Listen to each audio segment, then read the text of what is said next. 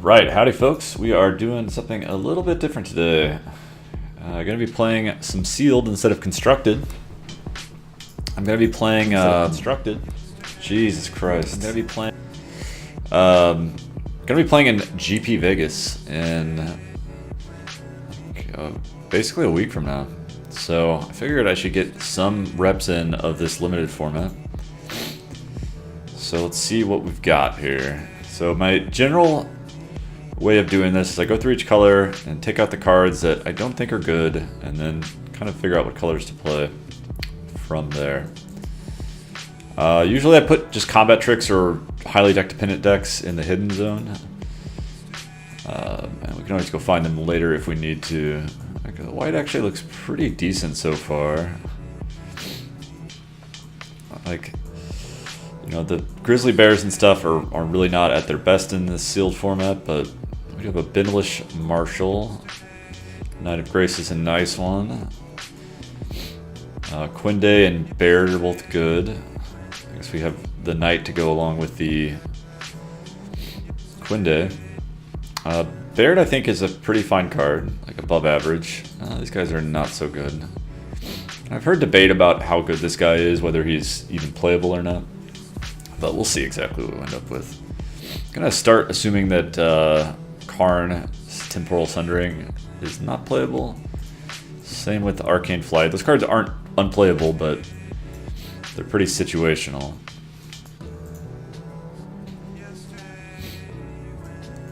Alright, so assume Befuddle's not that good. My blue is not looking great. I mean, Impulse's Clutches is basically a bomb, but after that it dries up considerably. I mean, we've got like a couple Academy Drakes who are fine. Time of Ice, which is fine. Not sure what to think of this guy. I mean, I don't think he is great or anything, but he's probably playable. I don't really want to play the Hominid. See, our blue looks pretty medium. This bear. So we have one of each Knight. The Suffering's a nice one. Eviscerate's a nice one. Omnivore's fine. Phyrexian Scriptures is quite a strong card. Don't think I'll play Final Parting. Alright.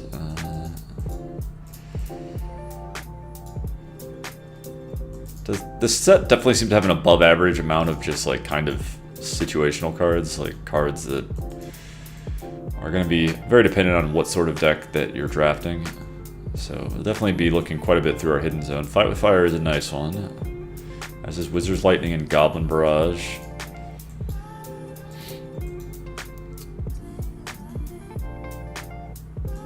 Alright, I mean, we got a lot of strong cards in various colors. I guess I'll leave Fire Elemental in for now. Assume I won't play 2 Primordial Worms.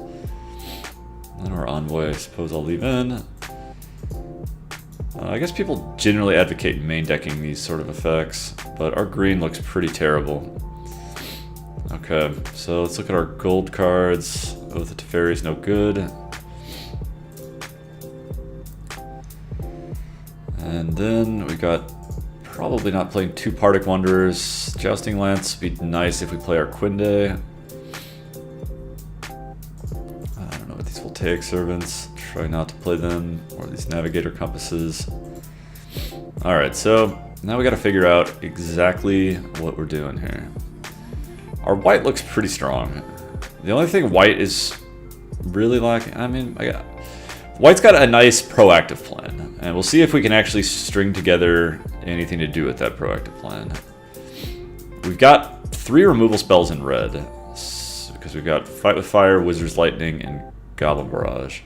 We've got a bomb in blue, and then we have 2 removal spells and a Phyrexian Scriptures in black. We have no form of fixing or anything, though the conventional wisdom seems to be you don't really need fixing in this format. Well, that it's good, but that, you know, you can splash without it.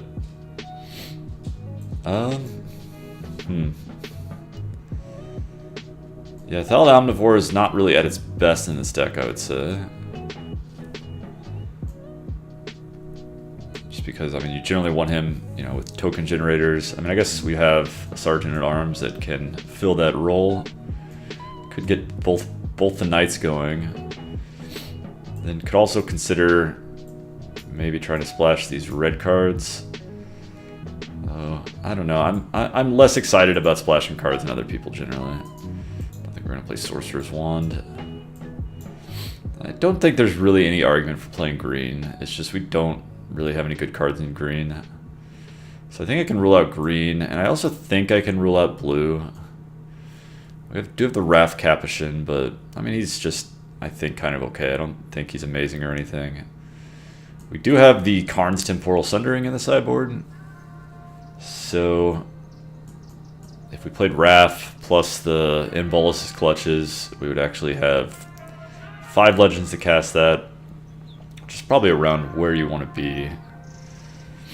But I just don't think the rest of our blue is really good enough, especially when we've got some pretty strong cards in black and red.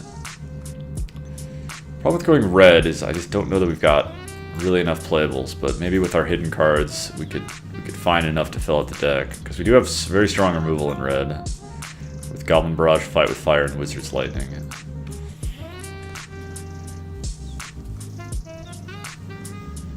And I mean, there's some decent dudes in red as well. This Gitu Journey Mage probably just going to be a 3-mana 3/2, which could be actually okay. Since I don't see a lot of wizard synergy going on here.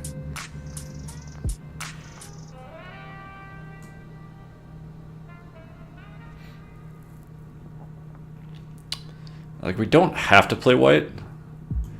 And this guy, I mean, you do have to be pretty heavily white, not crazy white. Like, you don't have to be playing 11 planes or anything. Like, probably, you know, you want to maybe be at 10 or so.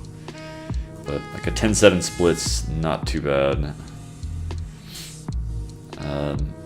And I mean, let's see how the black looks with the white. Let's see what this would look like here. So we'd be sitting at 22 cards, so we definitely could find, you know, Partic Wonder or something to throw in there. We actually would play Jousting Lance in this deck, so I don't think it'd be hard to get to enough playables. We've also potentially got some combat tricks, though. I don't think I love Blessing of Belzenlok, and not really sure this is a charge deck.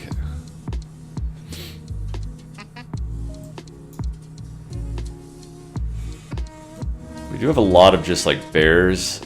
I guess this guy is going to be a 3/2 somewhat frequently, but might be able to cut him. This guy's basically a 4-drop. These Omnivores are really not great in this deck either, but we might still just be playing them.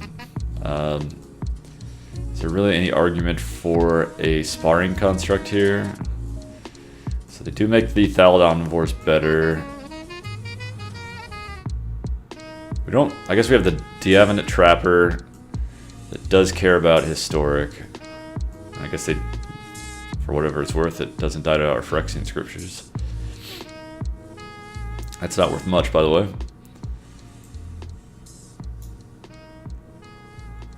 So basically, black versus red.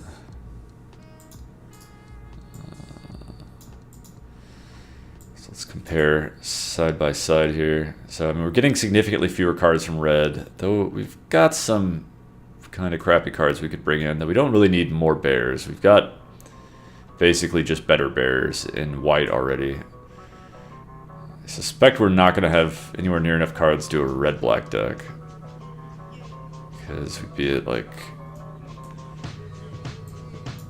what, 17, 18, 19 with the Partic Wonder. I guess you could play like a Howling Golem.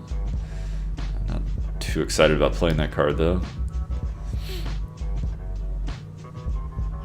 I guess also the Sparring Construct is something that helps out with the Goblin Barrage, just being an artifact. Pretty minor synergy, but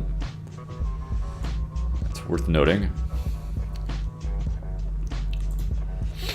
So the big question we're going to have to face here is, are we just white-black? Or Are we splashing red? I think I can rule out green or blue. As good as Impulse as Clutches is, just don't see it happening in this deck. I think we sacrifice too much in card quality. Though maybe it's possible blue could replace white.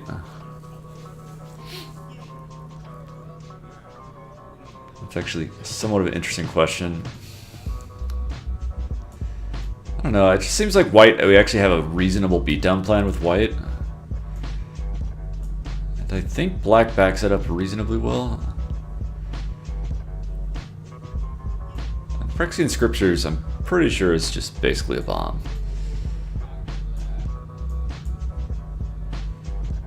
On the other hand, we do have 3 really good red cards if we went white-red. And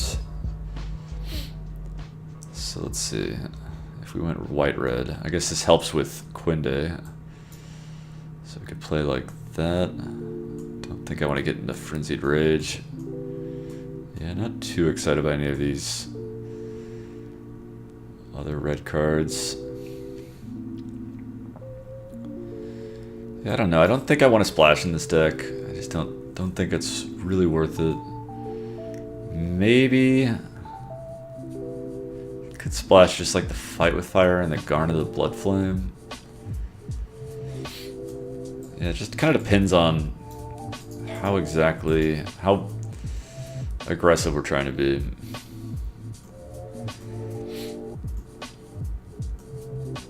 We could try to be a little bit slower and then splash our good red cards. We do have some good red cards to splash.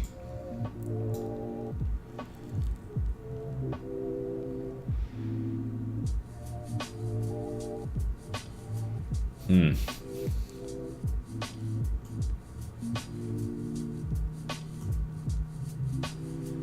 don't know, my intuition is white black here. Maybe just not splashing at all. Splashing is going to make this guy a lot harder to play. I think it's going to be pretty reasonable in our deck. So then the question is, so we'll definitely be playing Jousting Lance in this deck. Maybe we can cut like the Binlish Honor Guard, who I think's basically just worse than the Mesa Unicorns. And then play like a Partic Wanderer instead. Yeah, I think I might like this. We have no combat tricks, which, you know, would be nice to have combat tricks, I suppose. But we only have really access to 1 in red. And yeah, I think our mana base is just gonna look really shitty with, I mean, I guess we've got technically 2 Navigator's Compasses, but do not intend to play that card in this deck. Yeah, I think this deck looks okay. Quinde's actually somewhat reasonable in this deck because we've got 2 Knights and the Jousting Lance, so pumping 3 things is pretty reasonable, and it gets bigger with the Binlish Marshal. We've got a few flyers we can throw the Jousting Lance on that, with Quinde, you know, could do a lot of damage. That'd be just 10 damage in the air on either of these 2 guys. Double striking with this guy's could be reasonable. Okay, I think this looks good. Am I sure that I want to play a Mesa Unicorn over the Knight? Or the Binlish Honor Guard? Who is a Knight, I'll point out. This guy is going to be a 3-2 occasionally. not that often, actually. Just when we cast these. So probably the lifelink's better. It's just gonna actually come up more.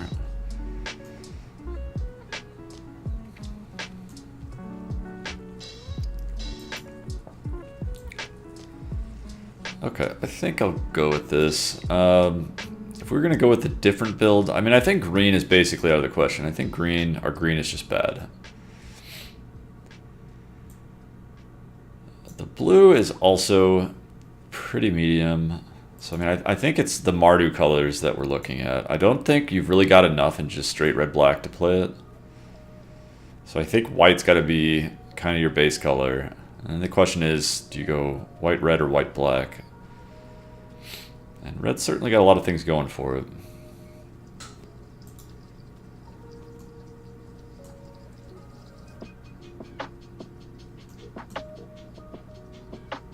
Okay, yeah, these solid omnivores are... Like, we have a lot of 4-drops here, which I think is a constant pest in this format, having a lot of 4-drops. Not sure we can do too much about it. I mean, maybe we actually do just want... Maybe get rid of one of the Thallid omnivores and play this Bindalish Honor Guard. Just don't know how bad that's going to be. This guy is not good in our deck, and he's another 4-drop. What if we do this? Yeah, I'm not sure if I'm crazy for not splashing, but... I think our mana is going to look terrible if we do. If we had like a Skittering Surveyor, I'd probably do it. But I'm kind of notoriously anti-splashing. Which may make me bad at this format, but hey, that's the point here, we're trying to learn. Alright, I think I will go with this.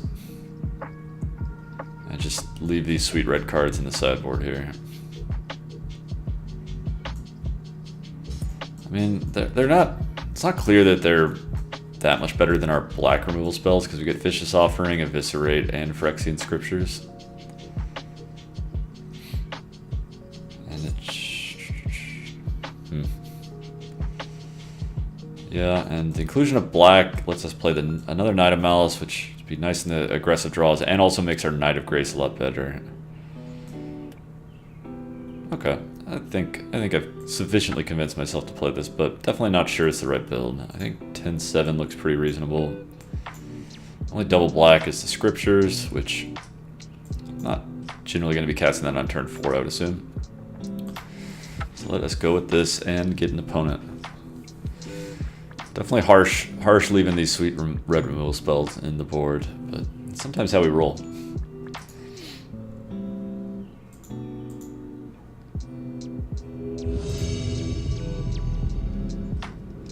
Alright, so up against Upwelling 0. This looks like a straightforward mulligan to me. Okay, sounds okay. Phyrexian Scriptures could definitely get us back in the game. Probably would need to leave Gideon's Reproach on top, even though we need to draw lands. It's kind of like a ramp spell because it'll buy us time. Because he's on the play and we mulligan, so not unreasonable to think we'll be on the back foot here. So I think I'll keep it. Could very well buy us at least a turn.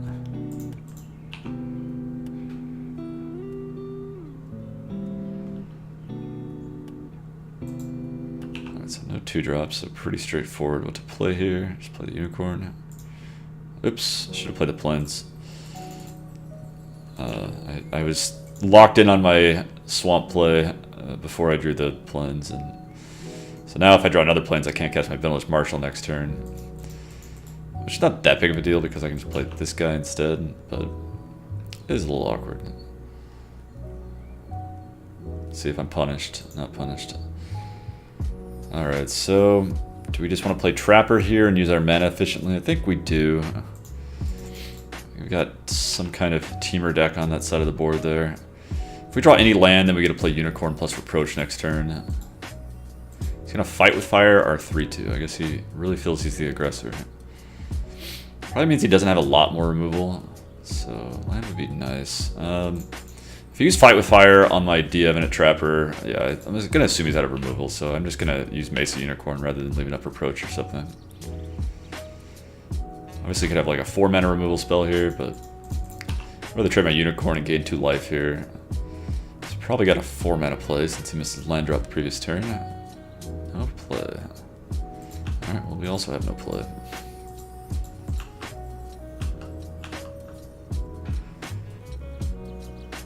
But I think we're doing fine. Okay, so I guess he drew the Cyclops. So if we draw land, what are we going to play? We didn't. So the question is, do we want to get down Pegasus, or do we want to Reproach this guy? approaching his guy obviously runs into the possibility of a combat trick. But we didn't use any kind of combat trick to save his Unicorn when he could have, or to save his Keldon Overseer versus Unicorn. He may not have been interested in doing that. But I don't think the Unicorn is doing all that much. We're clearly on the control route here versus being on the aggro, so let's just hope he doesn't have run amok or something like that. But he like attacked and did nothing. So I think there's a reasonable chance this will work, but we might just get 7'd here. Alright. So yeah, I think that worked out a lot better than playing the Pegasus there, and hopefully we draw land. No land. But I mean Pegasus actually blocks these two guys pretty well, so it's a much better play now than it was the previous turn. Alright, so he's mulliganed here with the Navigator's Campus.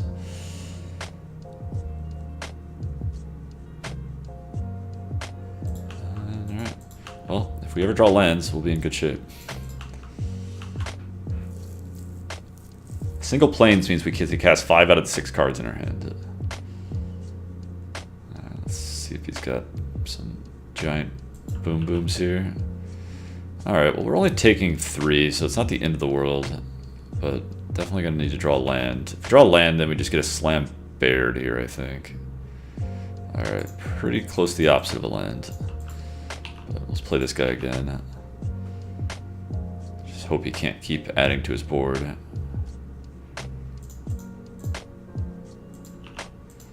Take 3.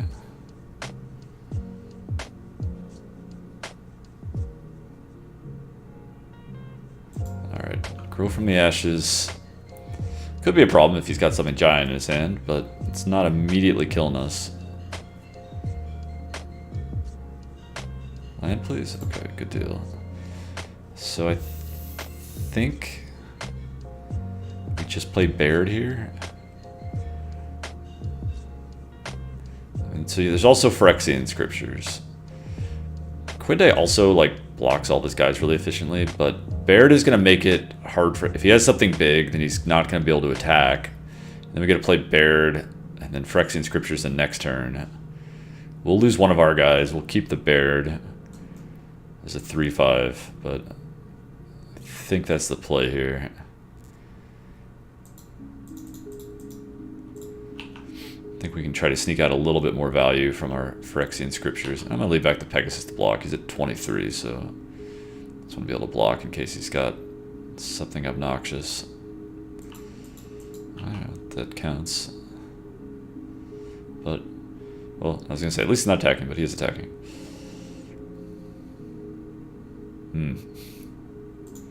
Well, so now the question becomes, can we even survive next turn? So we'll get a 2-4. We're going to go down to 6 right now. If we... Well... Maybe we possibly save more damage this way. We go down to 5. Now It's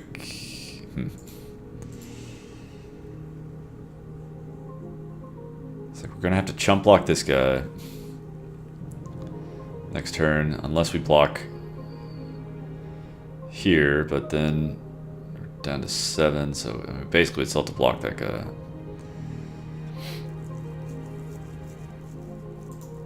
Yeah, I guess we just take out the Saproling. But it's not good.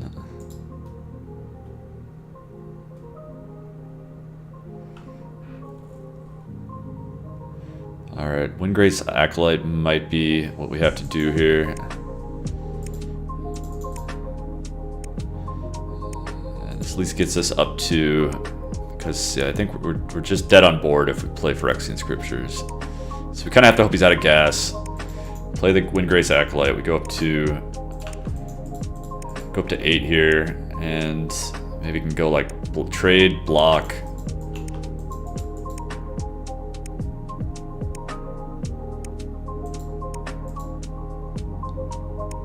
And then get the Phyrexian Scriptures down. It's not pretty.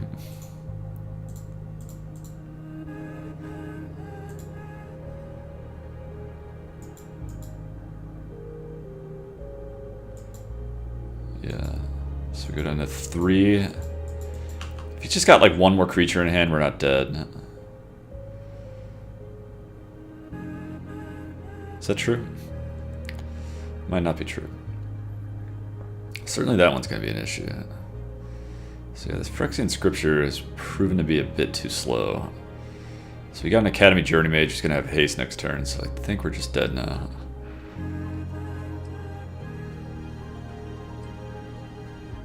So I guess we don't need to show him any additional cards.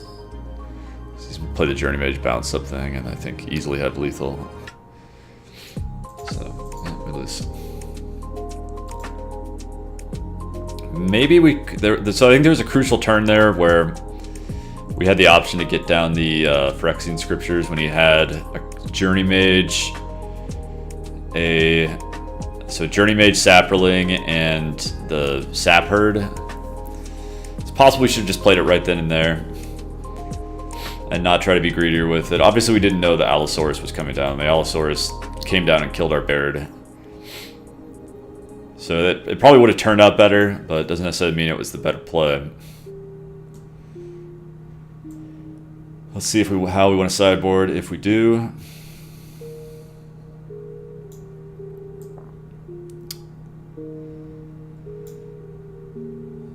assuming we're still staying white and black, I mean we don't really. We're basically playing all of our white cards, other than the Elephant and the Charge. Maybe the Elephant on the draw just as a 3/5, but definitely not excited about that card. So I think I'll just submit this as is. And maybe I'll bring in the Elephant for game 3, assuming we get there. Alright, well, I think you keep this hand. Hope we draw a Swamp relatively soon, that way we get to play Knight of Malice. But we got a lot of plays if we just draw any land, and we do have the Mesa Unicorn right away.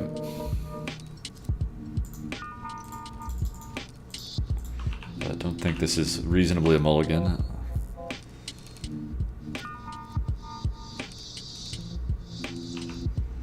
Alright, definitely just trade here. You could argue for not trading, but if we had a more aggressive hand, I might not trade, since, I mean, this is the life swing is actually in our favor, just trading blows here, but I think we just need to simplify the board right now. Alright, so I think we just get down the Trapper. If we just draw a series of lands, then we'll be happy to have saved the Sergeant of Arms for later. Alright, he's got his Compass. Looks like no play. And I think we just attack here. We didn't really see any combat tricks from him. So I think we'll just play the Honor Guard here.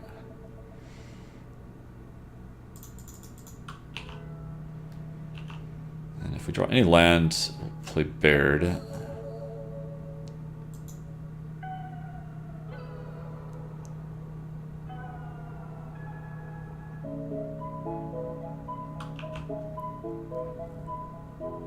Alright, so he doesn't even have a 5-drop play. Okay, well, we get to tap down his Elf, and not that it matters too much, but it means we don't have to worry about any kind of combat trick, I suppose. And we do get a bash him for 6 here. So actually got somewhat reasonable draw. I mean, his draw's been kind of do nothing. He's played a Llanowar Elves, a Navigator's Compass, and a 3/1.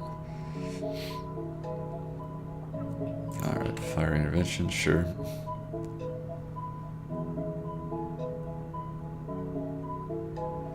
I think we'll just play our Sentry here.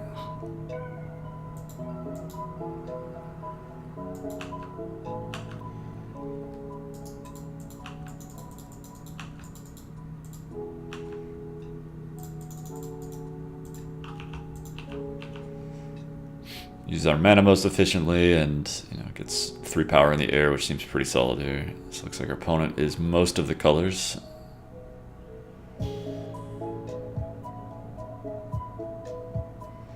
That seems like a good one. Yeah, I think we'll play Banish Marshal and just attack with everything.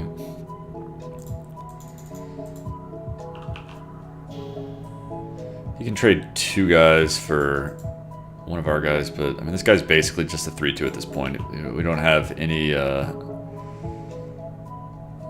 more triggers from this guy in sight, so if he wants to trade his 3-drop for our 3-drop, then that's fine. So it looks like must have something here, right? I mean, I guess maybe he just doesn't want to go to 2. Okay.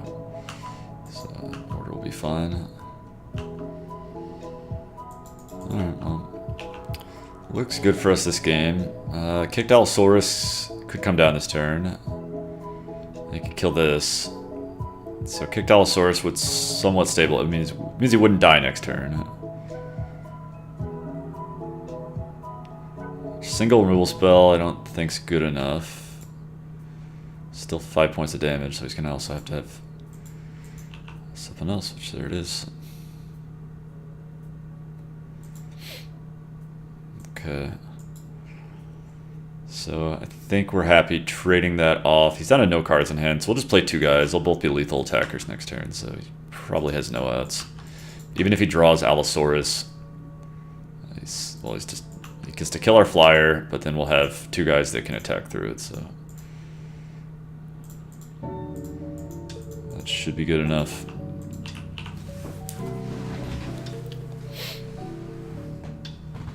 Alright. So on the draw, we could bring in the Excavation Elephant, because it does block somewhat well. Might be better than like a Thallid Omnivore. Makes our curve look a little bit better, and I don't know. This guy's just not amazing in our deck by any stretch of the imagination. Guess we could mill a Partick Wonder or trade it off, or mill the Jousting Lance. I don't think we want to take out the Jousting Lance on the draw. I don't know, maybe our opponent is actually drawing anyway. It's actually not clear. I can't remember who won, what happened game 1 if we won the die roll. I think our deck generally wants to play. We've got a lot of 2-drops. We're relatively proactive strategy. Might just stick with the main deck here instead of playing this elephant. Our opponent's deck seems to be just like a pile of cards. Alright, let's see if he... Okay, he does choose to play first. Well, we've got quite a hand here. Ugh. I guess you keep it. We do have turn 3 play, and I don't know, because we have to draw lands too. We have 5 lands and we have to draw more lands. Maybe a 6 is better. Yeah, I think a 6 is better. We only have 7 swamps, so not a giant favor to draw the swamp for this anytime soon. And having a 5-lander where you have to draw lands is pretty miserable. And Sergeant of Arms is a pretty weak turn 3 play. I think I will mulligan here. Hope for the best. Okay, this hand looks okay. And yeah, we'd rather it be a swamp, but still just need a land here. Jousting Lance may be awkward this game if we're really on the back foot. Alright, so it's better than him having a Llanowar Elf for sure.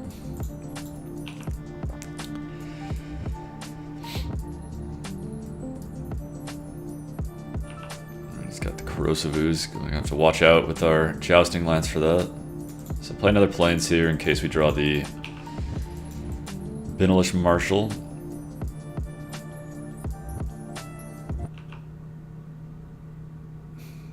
So do we trade here? I mean, normally the Jousting Lance would be pretty useful, but the Corrosive Ooze kind of makes that awkward. So you may just want to get the Ooze off the table. Putting Jousting Lance on Baird could be pretty sweet, too. Alright, so we just got a 2-3. Doesn't particularly bother me. Do we need to get down Sergeant at Arms, or can we wait? I think we can wait. We've got the Omnivore in hand that's going to make the tokens a lot better, so I think we can just get down Jousting Lance and pass here. And we'll play Baird next turn. Alright, well. This looks like he's not missing land drops. So Hopefully it doesn't have Fiery Intervention. That'd be the card I would least want to see. Could be an argument just to play Thallid Omnivore here, in case he does have Land Fire Intervention. This doesn't block this guy quite as well, but it does block this guy. And I'd rather lose the Thallid Omnivore than the Baird by a small amount.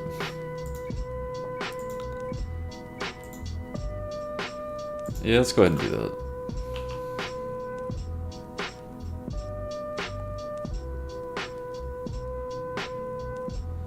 He's shown us 2 fire interventions so far. I guess Shivan Fire as well, so five things it can deal with Baird. Do we just want to trade here?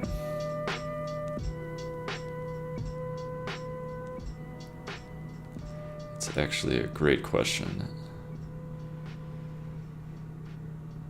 He's down to 3 cards.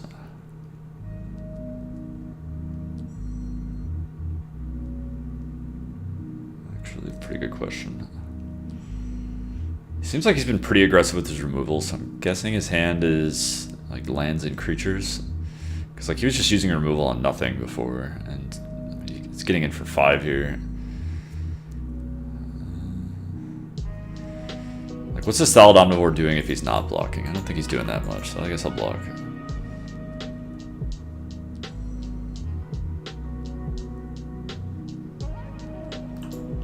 Alright, so he's gonna... He could also just have like blue and black cards in his hand, which I guess he gets access to one of those colors now. Not sure. I don't really remember what he had that was black though. I mean, a Eviscerate or something would make the most sense, but pretty sure we didn't see that. Oh, he had a Garna the Blood Flame, so we'll have to watch out for Garna. Yeah, I mean, I think we just get down Baird here. Board looks relatively stable right now. If we don't draw land, we might just equip. Yeah, I guess he has the fixing anyway with the Navigator's Compass. So he's got something blue here, it looks like. Alright, we knew he had the Journey Mage. I mean, that's kind of whatever. He's not really taking advantage of that tempo that much. I think just a kick Sergeant in Arms looks okay here.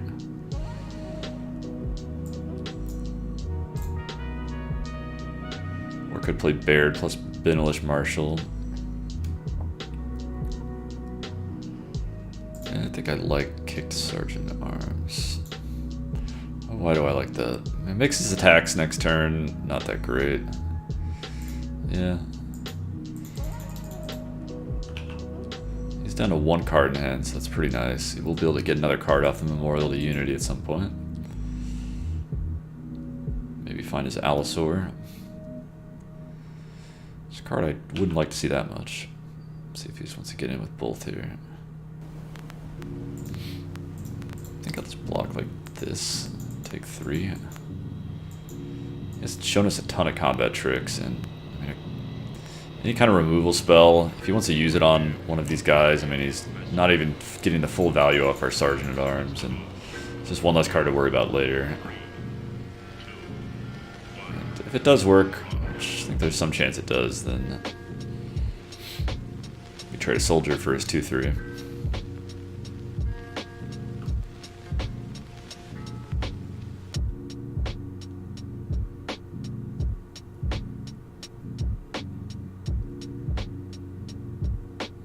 Looks like it's gonna work.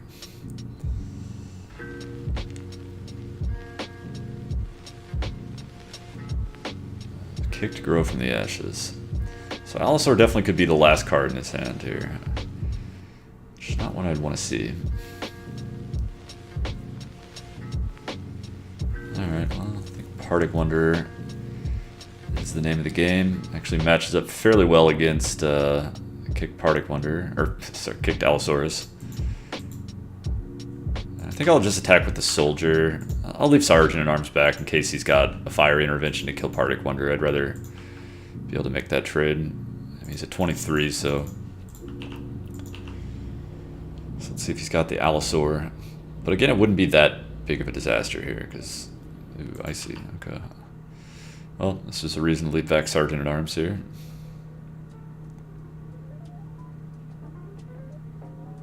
Well, not terrible.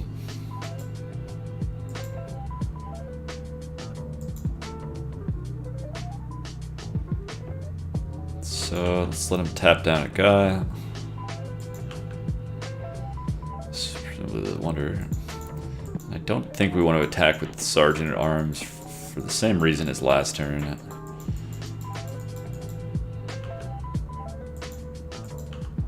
Does have 2 fire interventions in his deck. I'll just play the Evra here.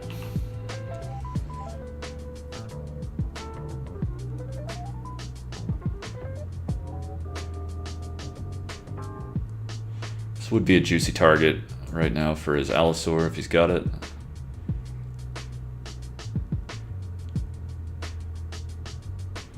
Fire intervention, perhaps? Okay, just the Cyclops. So I think he would have used fire intervention.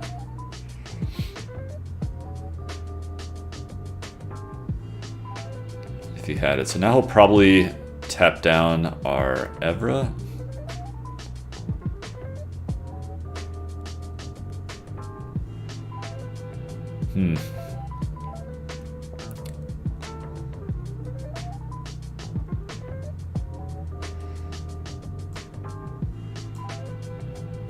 I think we want to trade Partick Wonder for one of those guys, especially when we just drew the Pegasus. So maybe we want to do Pegasus plus Benalish Honor Guard here. Let's go ahead and make him tap down first.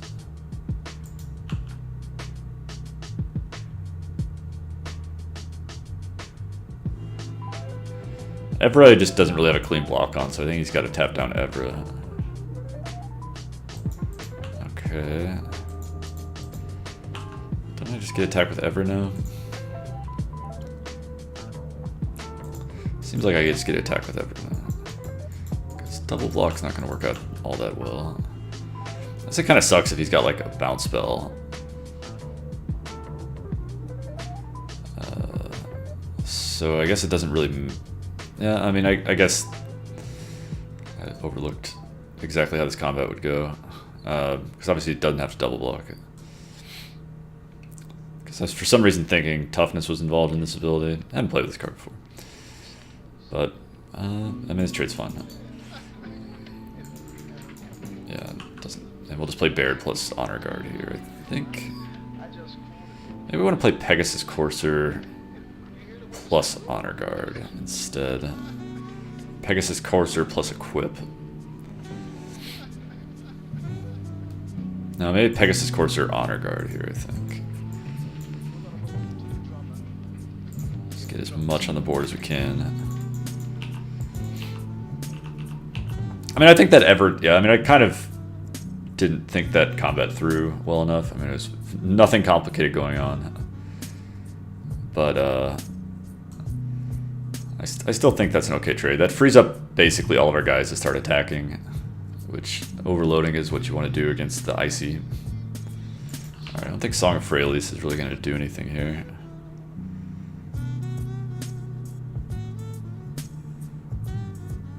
So if we draw a land, we get to equip as well, but spell would be fine too. Alright, so I guess I didn't have to play that quite yet. So let's go ahead and throw this on the Soldier. And we do want to play our Baird pre-combat. So we did have to play the land out here, because we want to play this guy first to make the Benalish Honor Guard bigger. And then we'll make Benalish Honor Guard fly. He'll tap down the Partick Wanderer.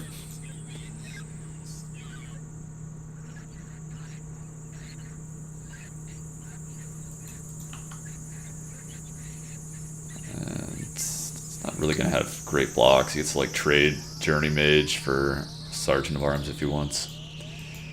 Which is pretty fine with me. And yeah, I think the only thing you tap down here is Partick Wanderer.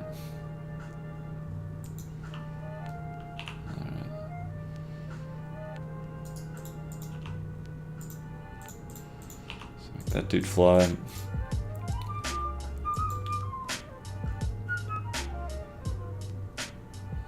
assume that trade's gonna happen, yeah. So he's taking 7. Let's see if he's got any kind of instant.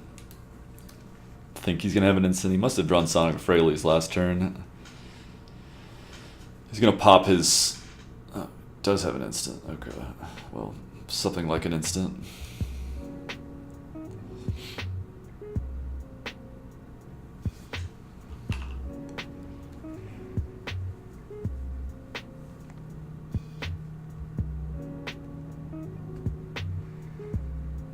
So I guess he'll bounce like the soldier token here. Maybe the Partick Wonder, but I would assume the soldier. Maybe the Partick Wonder.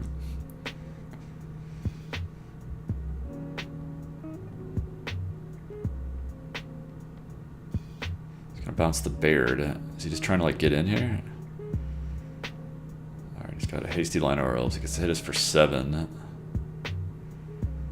He's down to no cards though. He's not interested in blocking.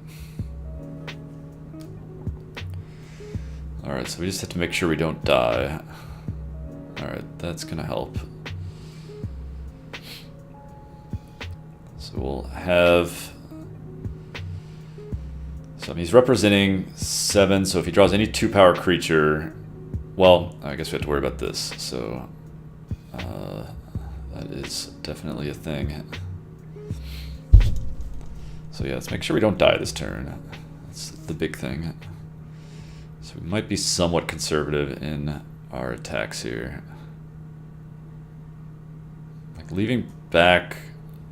Well, these guys are going to have indestructible, right?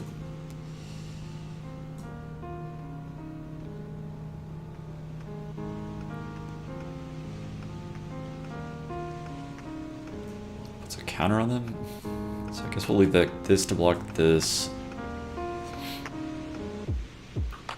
He's going to be able to search up a creature. So he's got 4, 8 mana.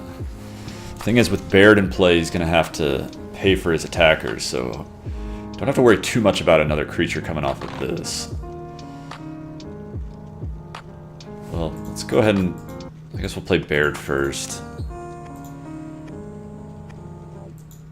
This guy's actually only... No, he does have a black permanent, so he actually is a 3/2. Not that it matters too much right here.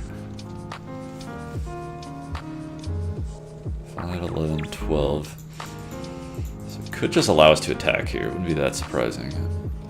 Alright, but it's not.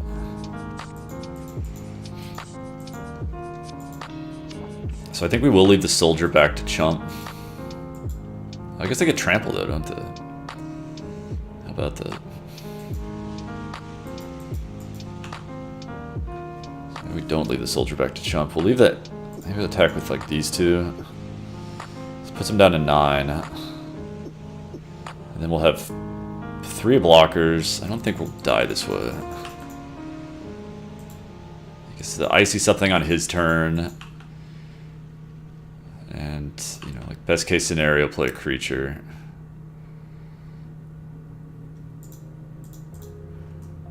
I guess if he's got an Allosaur, it's at least not going to get the bonus.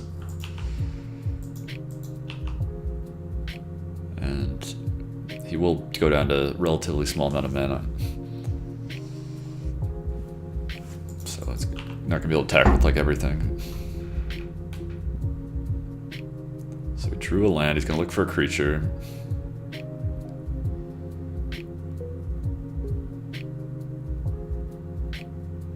Let's see what he finds.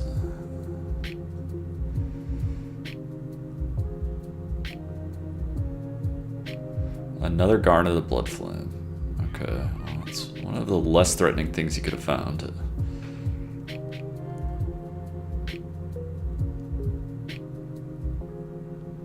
Because if he wants to make any kind of attack, he's not going to be able to play Garnet.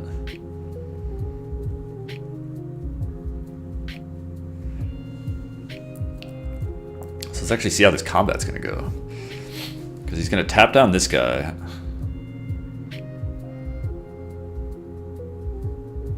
Then we get a swing with all of this stuff.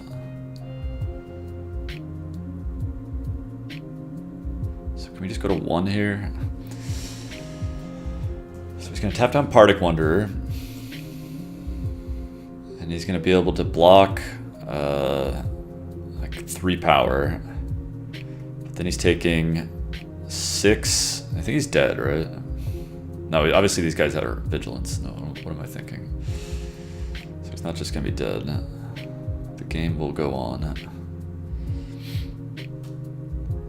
Don't think we block here, though. Yeah, I don't think we block.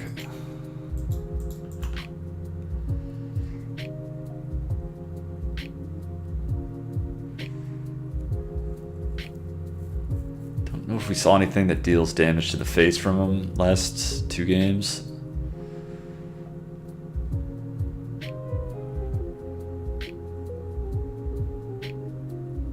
He's just got a Garna that he can't cast in hand.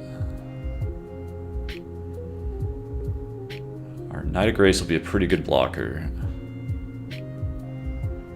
That's probably good.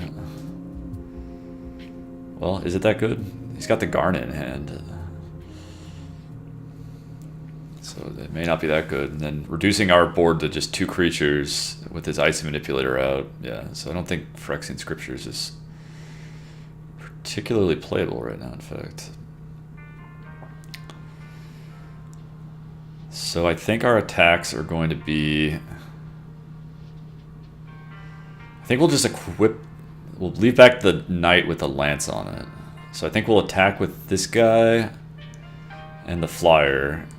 Get him down to... Yeah, and then we equip... Okay, so we'll attack with Pegasus Courser and Soldier after he taps down to Partick Wanderer. And then that'll put him down to 5. We'll move this over to Knight of Grace. I guess the other thing we have to consider is, yeah, I just don't think he's going to be able to flash in the other Garna next turn, so I just don't think the Phyrexian Scripture is going to do anything. Maybe we play it next turn just to get like the last point of damage in, but let's go ahead to combat. So I'm going to tap down Partick Wanderer.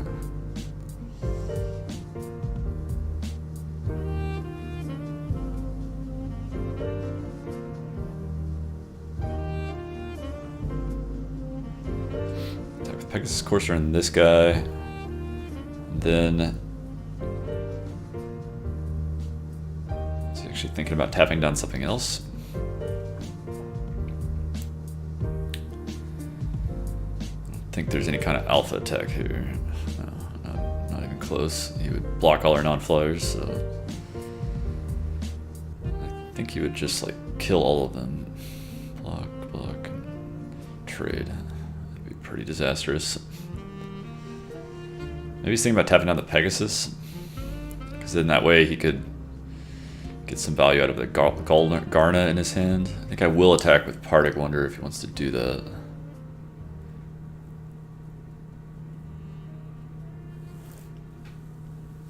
Probably just attack with Partick Wanderer if he taps down Pegasus. Yeah, none of the other attacks seem that good. Don't think he's obliged to not block with his Garna. So yeah, if he taps down Partick Wanderer, we'll tap with Pegasus Courser and Soldier. Alright, so he's gone for that play. So let's go ahead and attack.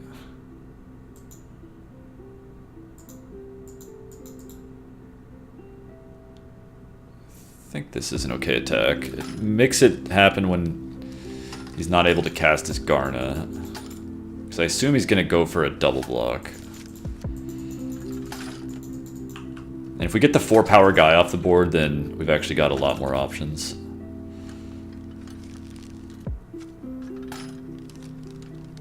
Yeah, I'll just go ahead and get rid of the Garna, even though he's got another one ready to go.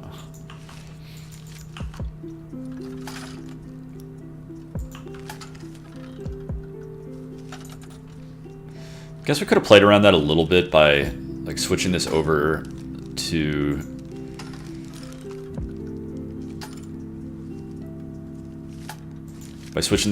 like the...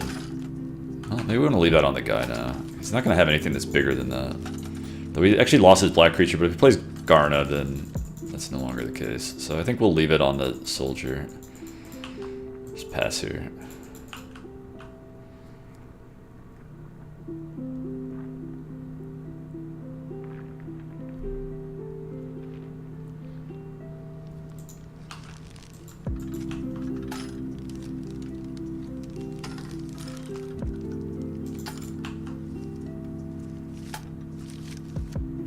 Not a bad draw, because that's, well, puts us above. Yeah, we want to do this pre-combat because it pumps up our knight. Also makes it harder for us to die. So I think we'll attack with, I'm guessing he's going to lock down our Pegasus.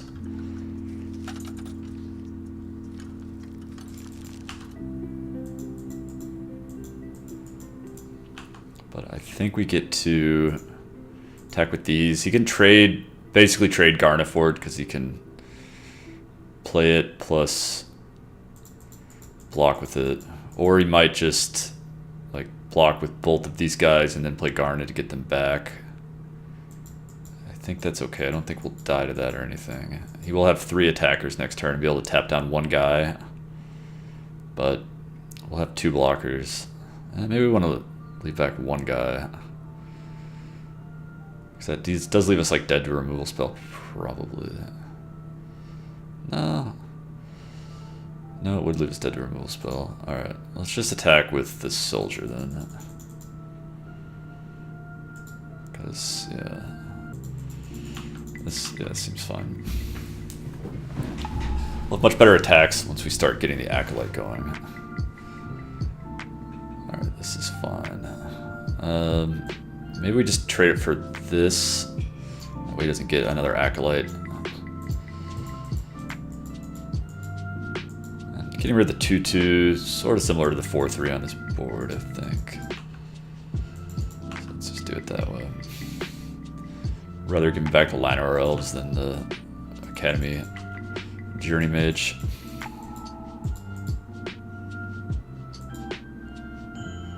Play as Garna. Get back Llanowar Elves, no big deal.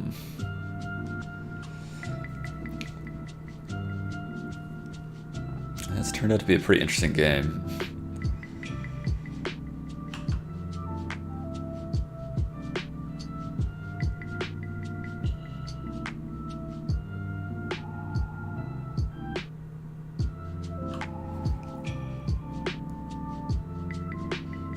Got another card. Fire Intervention, perhaps. Probably kill our Pegasus Courser.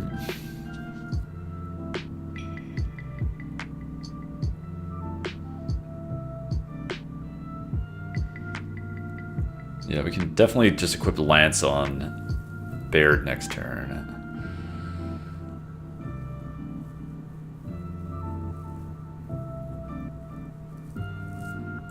So Fire Intervention it is.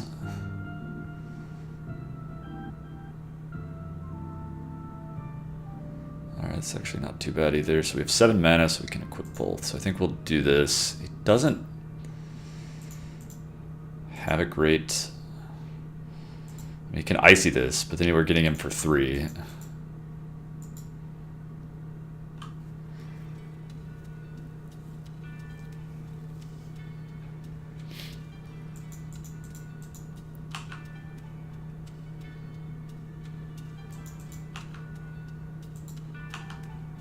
I think we will do. Play a 3/3 Stronghold Confessor.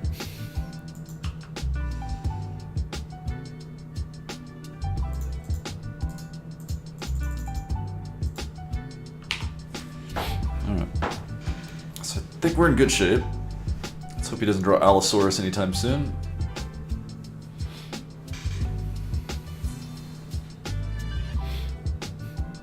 Allosaurus just kill us? So we kill... Yeah, I think Allosaurus just kills us. But I don't think we can just sit here playing scared around it all day. Because if we go down to 1 blocker, then yeah, it would be way dead. Be dead even without the Icy activation, in fact. 3, 7, 9. Yeah, I could be way dead. So we gotta kill him before that happens.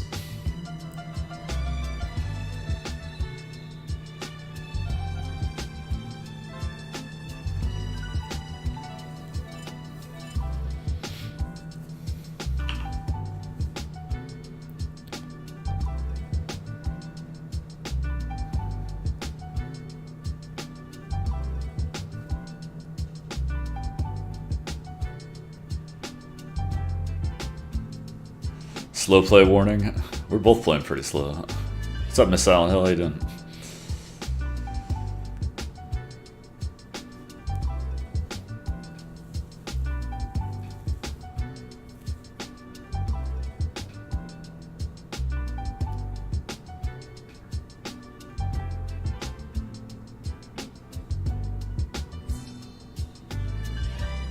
I think we will attack with Stronghold Confessor next turn. If we can make him trade off his Garna, that's going to make the Allosaurus a lot less lethal. Well, can we actually attack with a lot more this turn? If we can make him trade off Garna, then we're in good shape. Alright, let's see how he wants to tap. Probably going to tap Baird.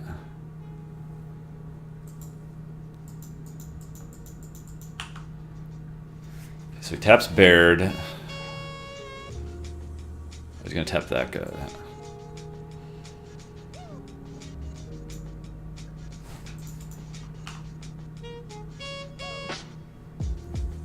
Maybe we can just swing with the team here. How do his blocks go? So we could like let this guy through.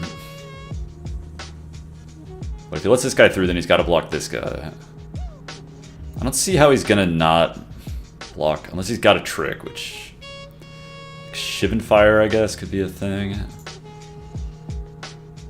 So let's say we attack with everything. He Shivan Fires this.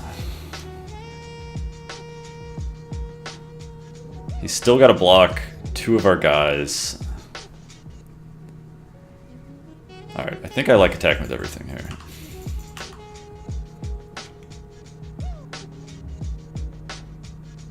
Hope he doesn't have Shivan Fire. Alright, looks like he doesn't have Shivan Fire.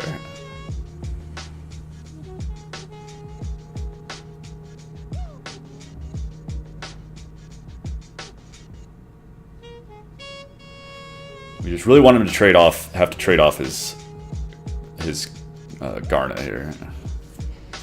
Alright, so this looks pretty ideal, because this means we're not going to die to Allosaurus now. So he's going to go to 3. I don't think there's any sweeper that's worth playing around here. So don't think we can lose now. Allosaurus off the top's not going to be good enough. Alright, so we got round 1. Alright, let me run to the bathroom real quick, and we'll get into round 2 here.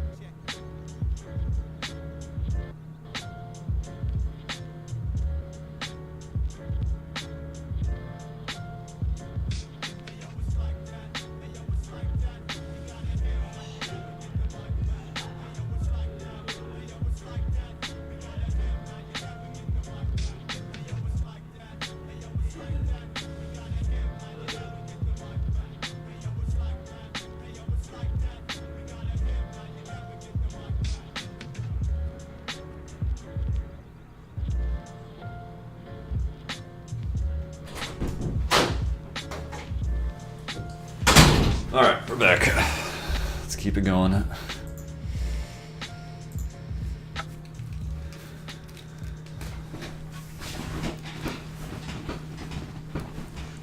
Close match there, round one.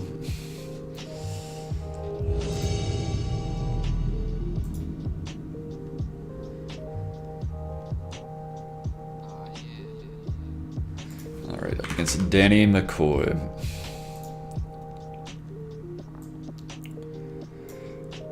I think my deck wants to play. Not a great hand. We do have 10 planes that we can draw. And if we draw them somewhat soon, we do have the combo of Jousting Lance with Quinde, which is pretty nice. I think it's a keep, but not a great keep. Not going to play Stronghold Confessor turn 1. I don't think we're doing anything with it. I guess we could go Stronghold Confessor into Jousting Lance into Equip. But I'm not impressed.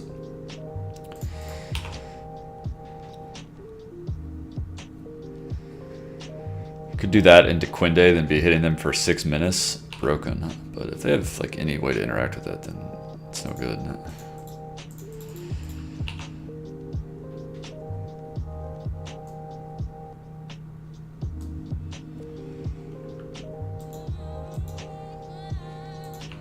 He's got the bodyguard. Alright, planes. I don't mind that.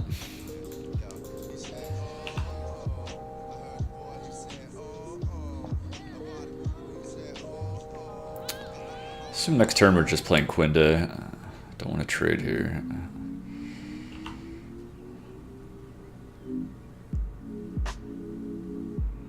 Alright, a little bit away from casting that, but we'll attack, see if he's got, you know, Gideon's Reproach or something.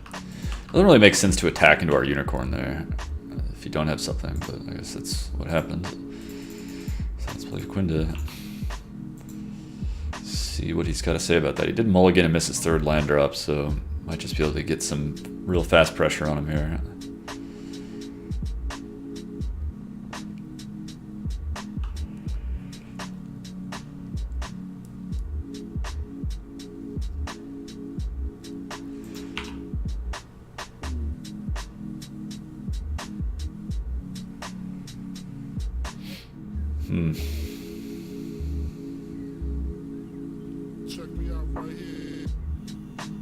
Just equipping the Unicorn and attacking is pretty good.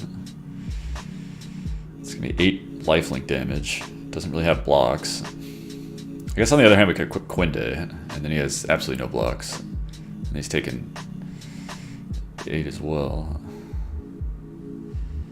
Well, he's got no blocks either way. Yeah, no reason not to equip on the Pegasus here.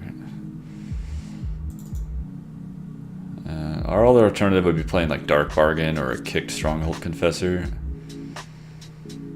Man, this seems pretty brutal. Seems like you gotta answer this pretty quickly.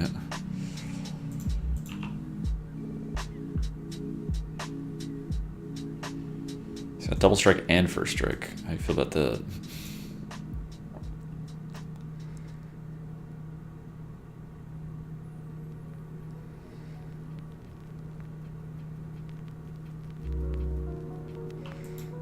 Got a Baird.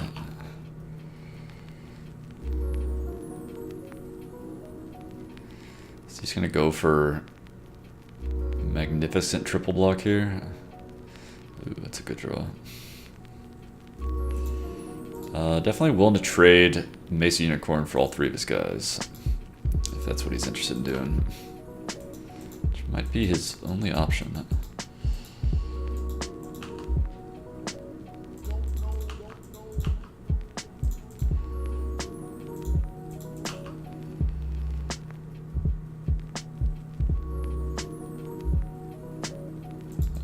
Chump block, I guess sack to prevent us from gaining a life. Can't you sack that no matter what? So we gained 4 life we shouldn't have. And yeah, let's play Knight of Grace. Casual, well, I guess he's only 2/2, but we can play Stronghold Confessor next turn, so it'll be a 6 power First Striker. So Quinde's look pretty solid here. Yeah, don't think we need to play the Stronghold Confessor right now.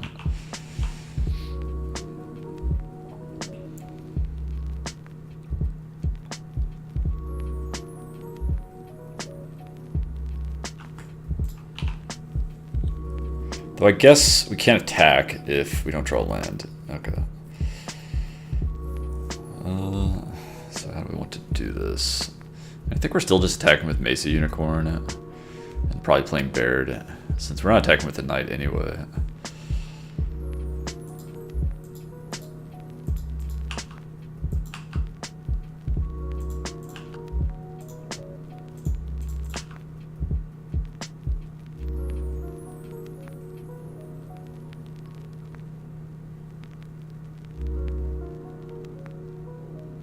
Uh-huh.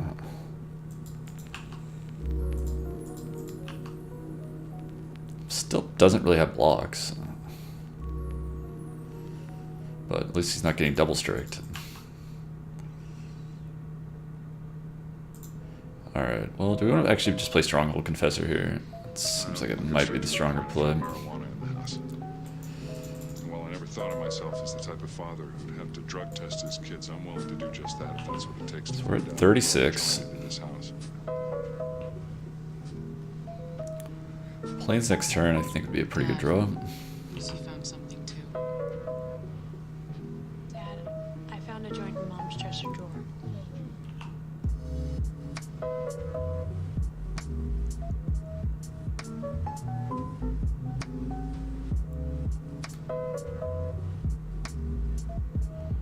Alright, so how exactly does this go? We played Binalish Marshall. Guess we're still not really attacking with Knight of Grace into the 3-5. But we can definitely attack with this guy. And then I guess he just gets to like trade a Knight token for this guy. So I guess we just play Binalish Marshall and attack with Mesa Unicorn. How will he actually block? So like if he, I'll have to block. Let's say he blocks with, everything. Then we kill. Yeah, we'll trade with our guy, but then we get to kill the Baird, which I think will be the play. All right.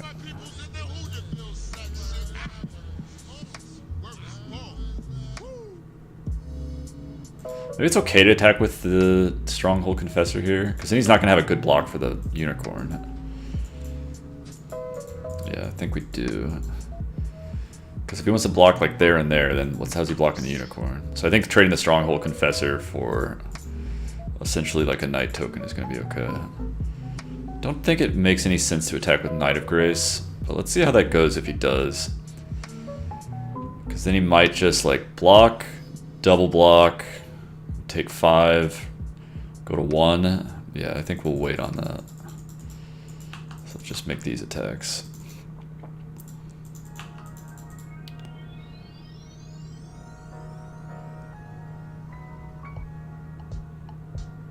Alright. So that's okay. So we'll trade with the Knight token. He goes to 1. Okay, he's just gonna chump block. I think there's a 1-mana kill an artifact spell in the set.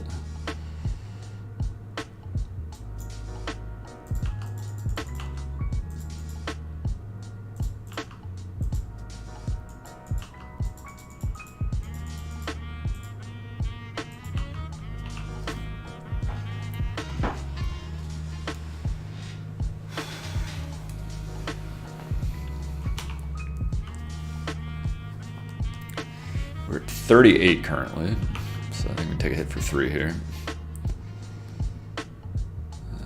He's got a play on his turn.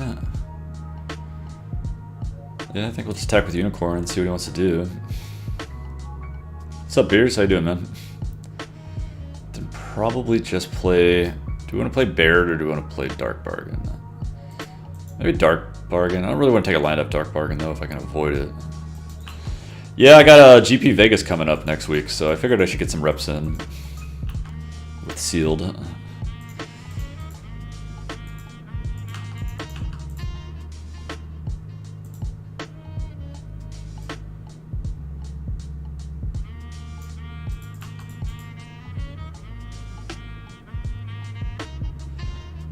I'm guessing he's got some kind of instant here. But, I mean, after all, he's just trading with the Unicorn.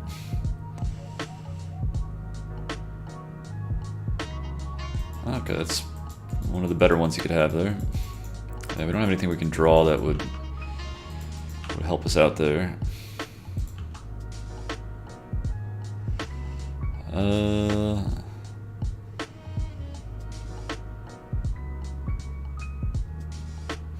So what do we want to do? Dark Bargain or Baird? I guess we'll play a Baird.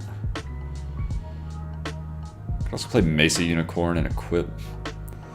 Not sure what that's really doing. Yeah, let's just play Baird.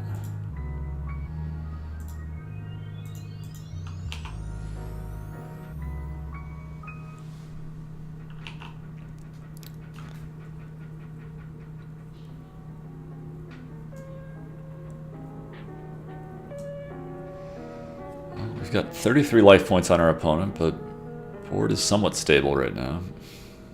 Flyer or something would be a good draw. We've got Pegasus, the Aven Sentry, and we've got a Windgrace Acolyte, so we've got a few flying creatures.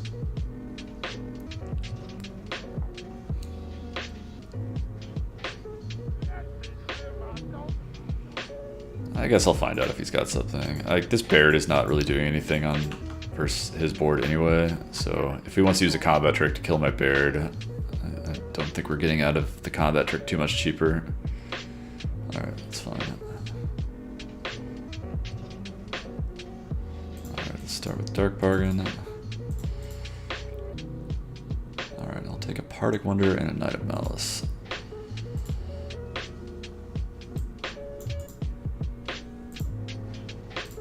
Down the Knight of Malice here. And he can't attack now with his Baird. Well, he could, but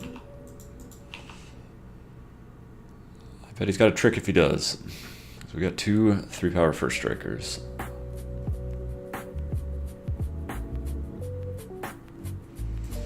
Ooh, that's pretty solid.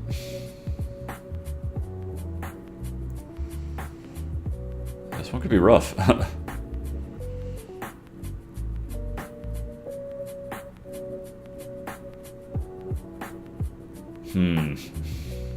We think he's got it. He had a little hesitation there. But could he really make this attack? It's just a bluff.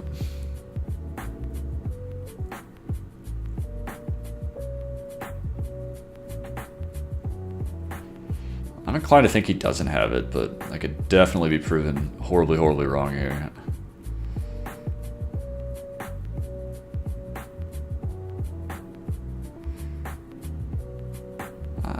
I'm gonna go with my instinct here. Also, part of the reason for this is that I feel like we're just gonna kind of lose if we don't block.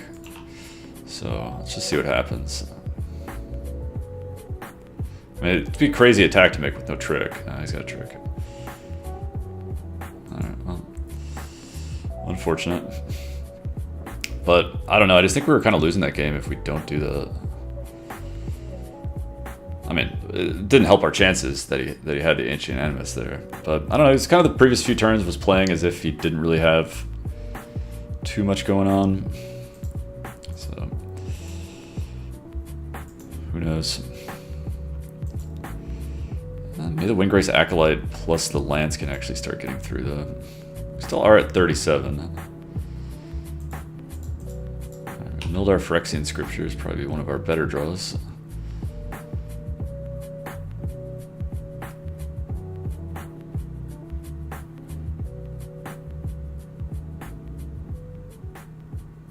Takes 2 activations for him to be able to get his Shalai big enough to block our Windgrace Acolyte. But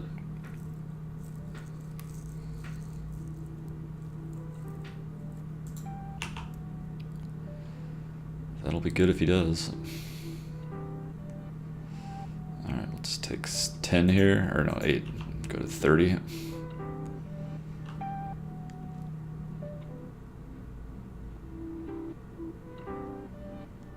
He's got the Reach Spider.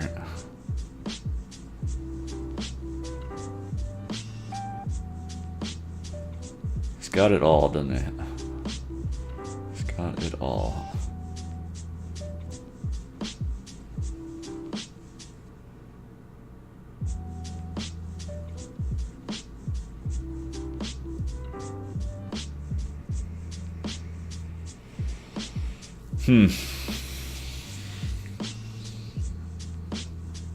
Well, I mean, I guess we can at least make him trade off his Shalai if we do this.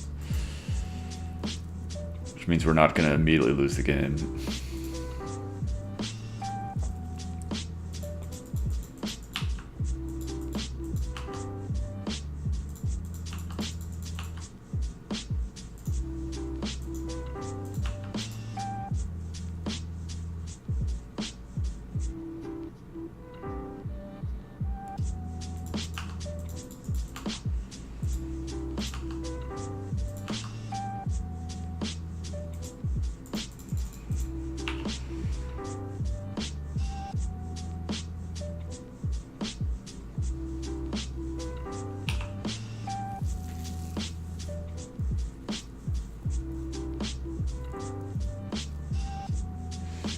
Is it worth just trading off the Trapper for his Knight at this point?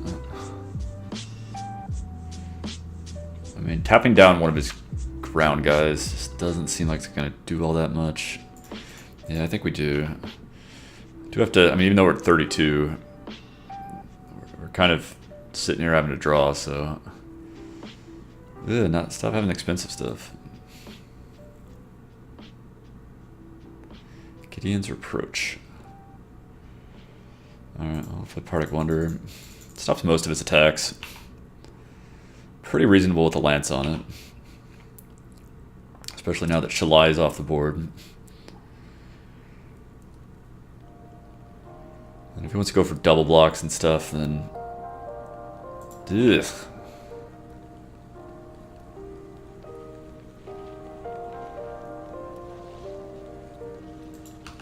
Yeah, take it.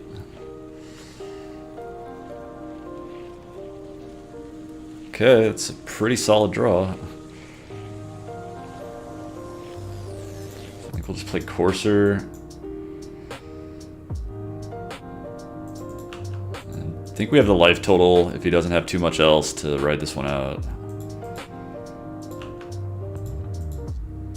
And I guess, do we want to equip the Partic Wonder right now? I don't really see us needing Gideon's Reproach on his turn, so I think I'll just do that right now. Was that even the wrong... That was the wrong equip. I should have equipped on the Pegasus.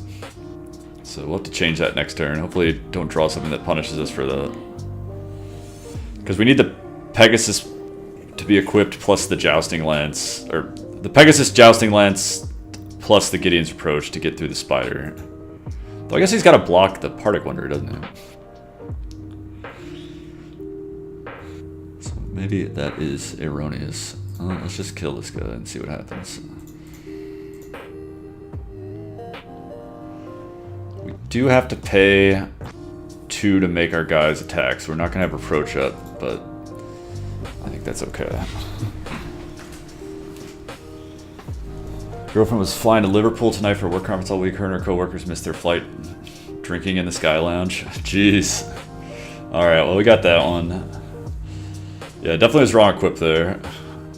I've missed my flight in an airport before. It's embarrassing. It's like we were there hours beforehand, and we were just like sitting in a different part of the airport because like that's where they had the plugs, and then like we had some time zone screw up or something with our flight, and so we just like we're sitting there on our computers, and it's our plane taking off right back to our home. Thankfully, they actually just like were really nice about it, and they just like got us a seat on another plane and didn't charge us anything. I was pretty surprised by that. Airlines will generally not be nice about anything.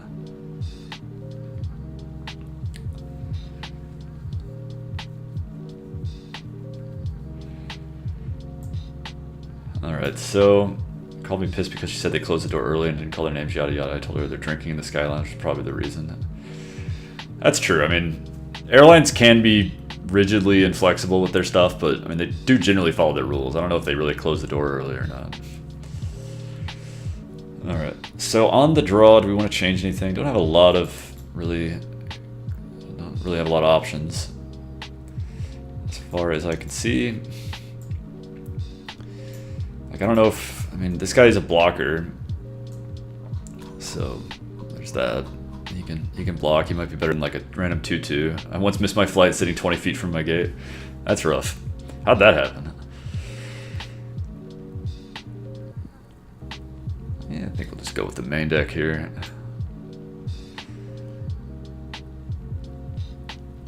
Like a Benalish Honor Guard for an elephant could be okay.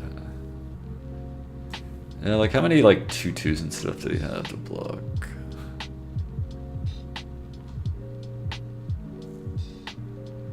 Like a Diavenant Trapper. I don't know, I guess he's like reasonably aggressive. I don't know, actually maybe I like that elephant better. I was reading something, I forget what now, I looked up for a few minutes later. Damn. That sucks. That sucks to like have to watch your flight just leave. Okay, how do we feel about this hand? It's pretty medium. I think I'll keep it though. I mean, we're most of the way to the Benalish Honor March, so we're on the play. Put us on the play. So that actually might change my opinion of this hand. In the negative.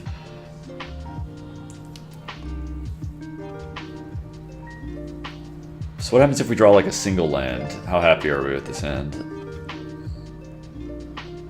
Kinda need to draw like a plains and a swamp with this hand for it to be really good.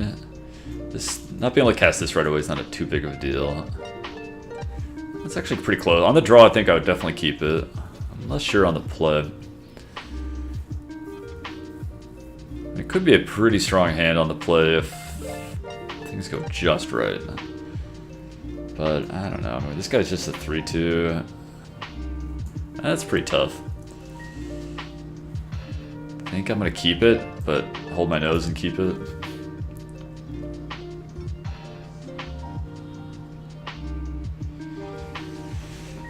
Not actually sure though.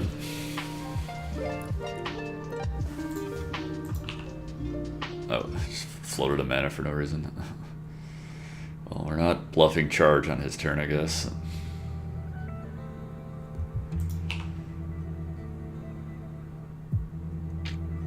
Alright, so hand looks pretty reasonable now. If we draw a swamp, the hand is complete. Probably just get down Benalish Marshal next turn. Maybe. Not sure. Maybe I'll get down the Trapper.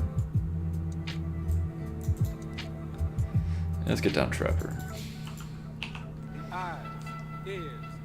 That way I can attack with it and feel less bad.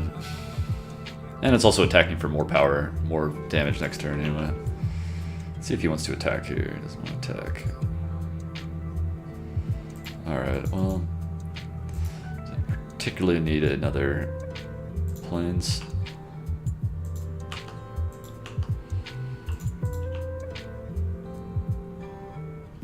Looks like no tricks on his side of the board. So the tricks we know he's got 2 Ancient Animuses.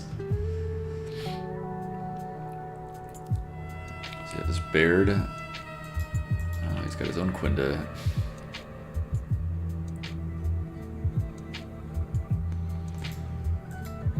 I think we'll trade a Diavenant Trapper for his Quinda.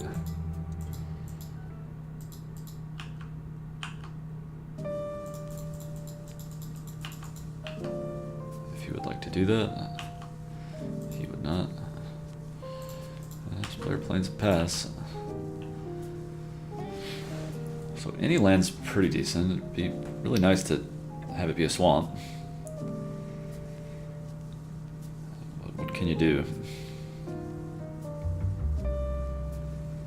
Let's see, maybe a Blessed Light incoming. Probably save the Blessed Light for like some kind of block or something. Ooh, that's a big boy.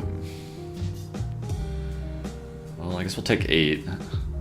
We will block Quinde if he attacks. If he has Ancient Animus, that's pretty bad. It's actually like really bad if he has Ancient Animus. And if he attacks, he's probably got Ancient Animus. Okay, so I guess he doesn't have Ancient Animus in hand. Because yeah, he'd be able to... I mean, I guess it'd be pretty risky with all of our open mana.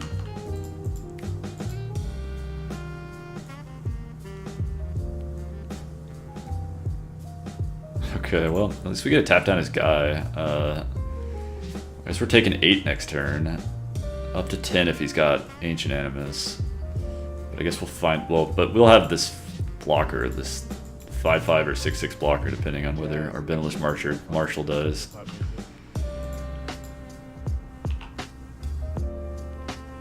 So, they say we're attacking for 8, we're attacking for 7. So let's see if we get Ancient Animus too. I guess this guy dies if he Ancient Animus, because obviously... So it wouldn't be so hot to have it. Okay. Does have the Ancient Animus, but can't put the counter on his guy at least. And then Partic Wanderer gets to block the Quinda. So it shouldn't be just dying here or anything. Never mind. We sure are just... Well, we're not just dying, but it's not good. We're not just dying, but we're probably dead.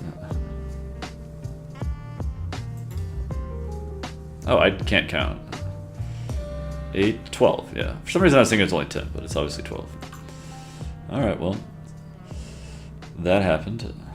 Math is hard, folks. I mean, I don't think I was going to make too different of a play. He had 2 removal spells in between the time I committed to that, so that's going to happen. Alright,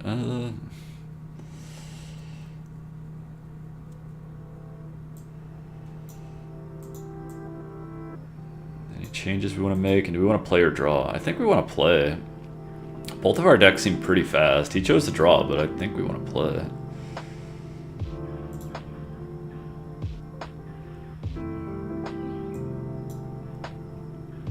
Man, why can't we just get like both colors of mana? Is that too much to ask? I guess you keep this hand. It's fine. I mean, it's okay. It's got some lands and some spells, but certainly not excited about it. Pretty reasonable if we draw planes right away. Other than if we don't, then Benalish Honor Guard's a bit of a mulligan in a sense.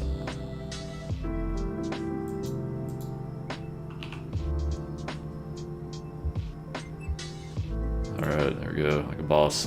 We have 10 planes, so it's not crazy unlikely for that to happen.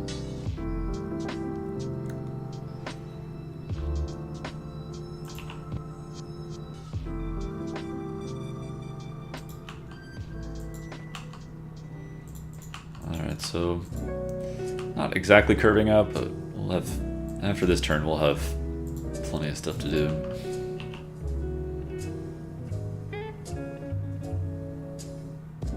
And having an actual removal spell is not bad.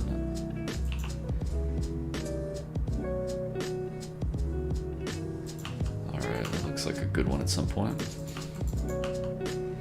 Let's get down the Omnivore here.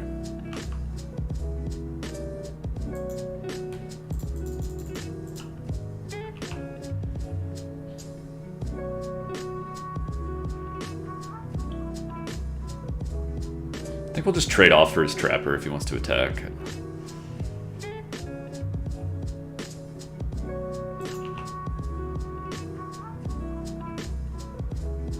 does not want to do that.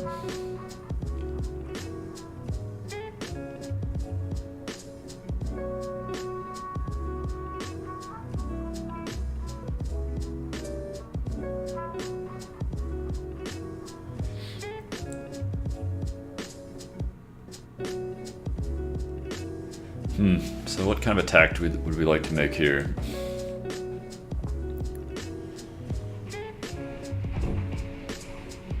If any. Obviously we can attack with Omnivore. But then he gets to trade Trapper plus Knight for our Knight plus our Omnivore. Yeah, I think I'll just play my Windgrace Acolyte and pass. It's kind of awkward with Phyrexian Scriptures because it's like you kind of want to trade, but you also kind of don't. Like you want to get down to fewer creatures on board, but at the same time you want to kill as many of their guys as possible. And yeah, if I attack with the Omnivore, I'm sure he's going to block, and then I'm going to have to use mana and not really be able to do anything useful. Also have to keep in mind he's got the Disenchant card in his deck, so the Scripture's not a guaranteed wrath. He can disenchant it.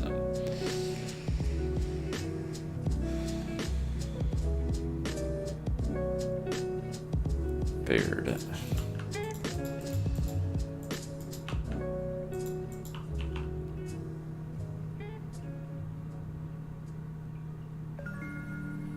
Guess I will trade.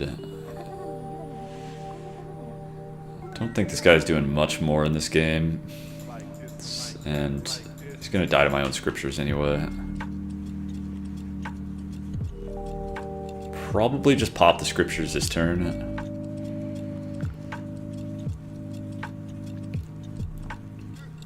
Put the counter on our Windgrace Acolyte. Yeah, let's do that.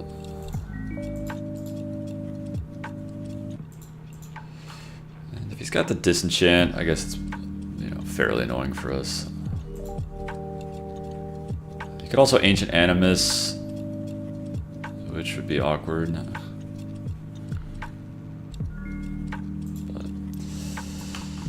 Yeah, I guess it's somewhat likely to even happen. But he's still going to lose his guy. And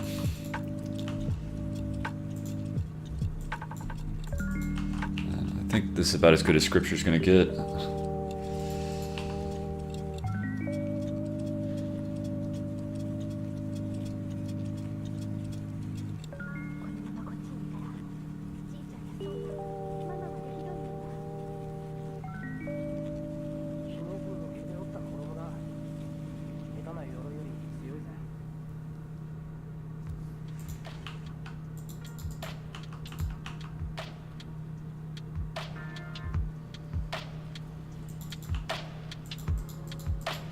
Just take it.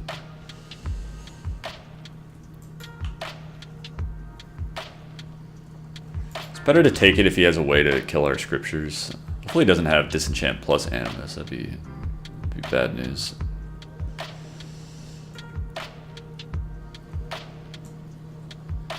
Alright, he's got the Animus. Does he also have the Disenchant? He sure does, look at that.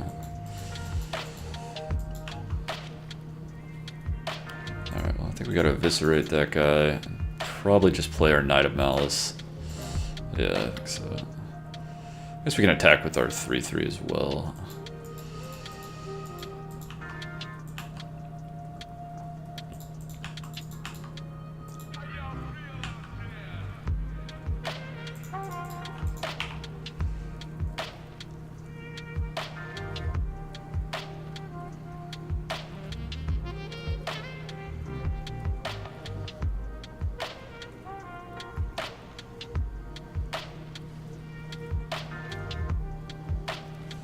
Got the dub.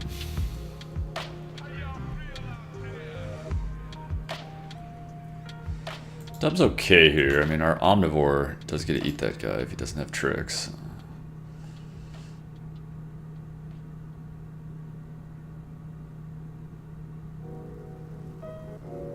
Oh, never mind.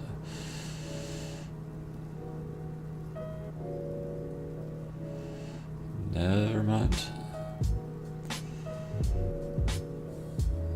Guess we just play Ever here.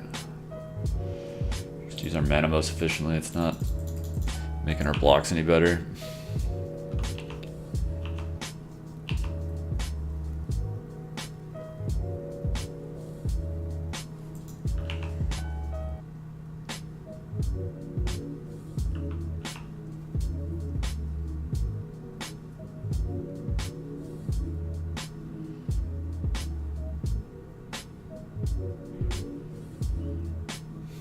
Well, I guess we're just playing our guys.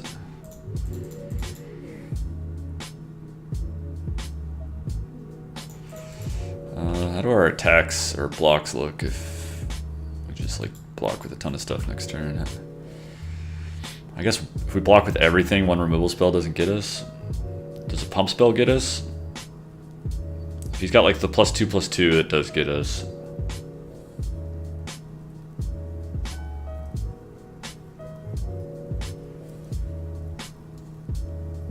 We haven't seen the +2/+2 from him.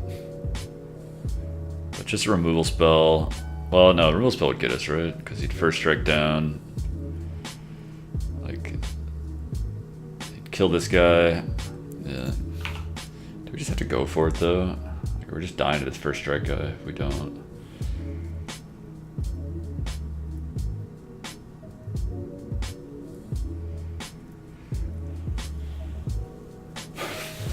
What have we seen from him that would be really bad? Blessed Light would get us.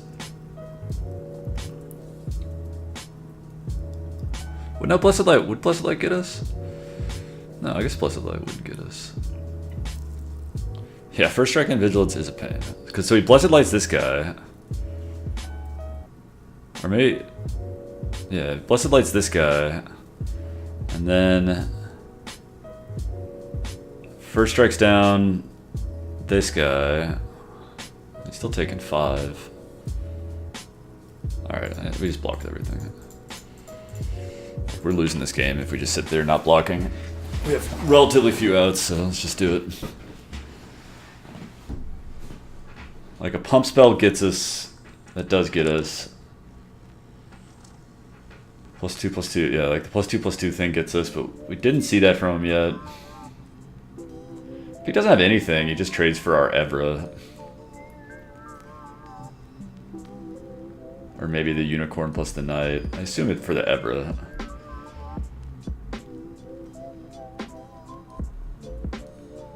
But I don't think we got much of a choice but to go for it here. If he has another Ancient Animus, it's not really doing much for him. Okay, he's just going to kill the 2 guys. I mean, our Evra surviving is pretty decent. Assuming that's what's happening.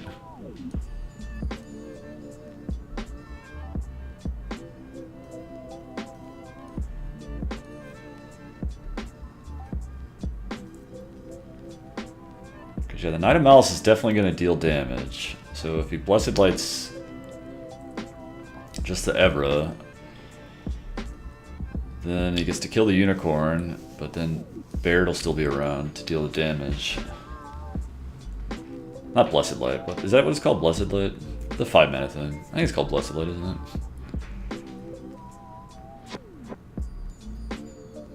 So this kills this guy, right?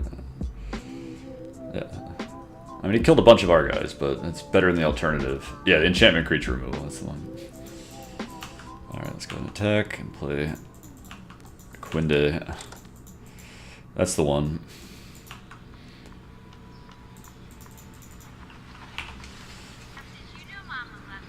So, I mean, our board looks pretty good now. And it was a 3-for-3. I mean, he traded Dub, Blessed Light, and his, well, as much as you count that guy as a creature. I think we're just jamming here. We be jamming. Just taking it. So he's actually dead next turn to this. So he's gonna make the Quinde fly. 5 damage, bro. Could have Ancient Animus. If he's got Ancient Animus as his last card, he'll kill Pegasus. But that's not that big a deal. Because then he's like jump blocking next turn. It's probably what he's thinking about doing. If I were him, I would just wait till his turn though, because he gets information from his draw step, and I don't think the mana's going to matter. No, he's already used 2 Ancient Animuses, so he's probably out of Animi.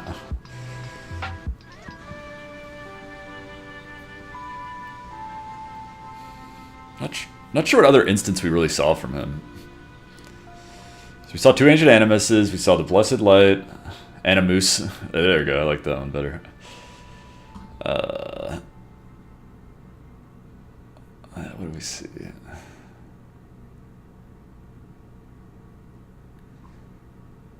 I don't think we saw too much else. Alright, well, it's been 2 close matches so far. Let me grab a water and get into round 3.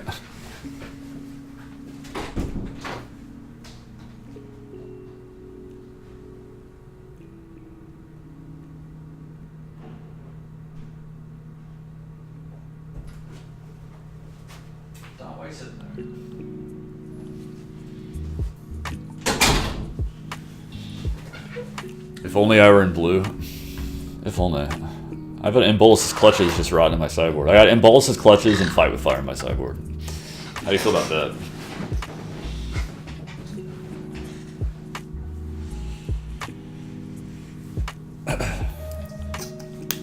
I'm not happy about it.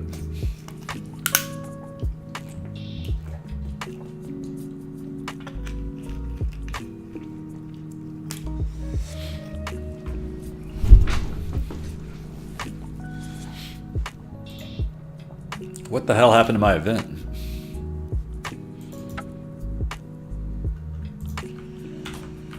Yeah, sweet.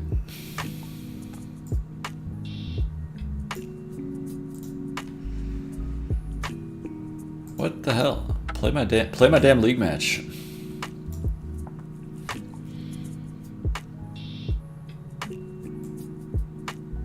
I've never seen the chat up on this screen. That's weird.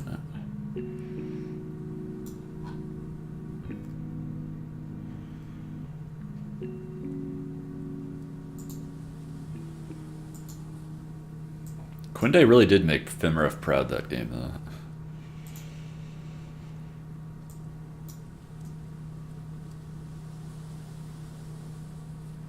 Descendant of a vanished land, student of a forgotten general, and master of blades no smith could forge anew. He honors them all by living a life worthy of song.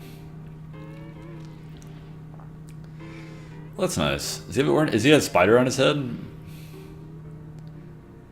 That would freak me the fuck out. I don't care how many strikes I got.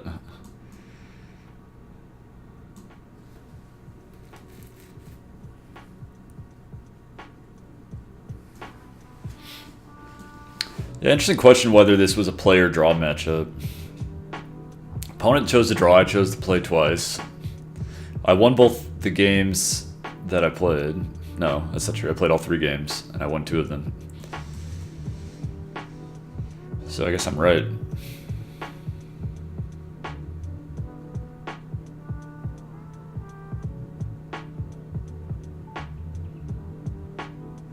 Damn, that's brutal. Pegasus chooses its rider, bearing the worthy into the clouds and tossing all others to the ground. That's straight up murder, man. That ain't cool.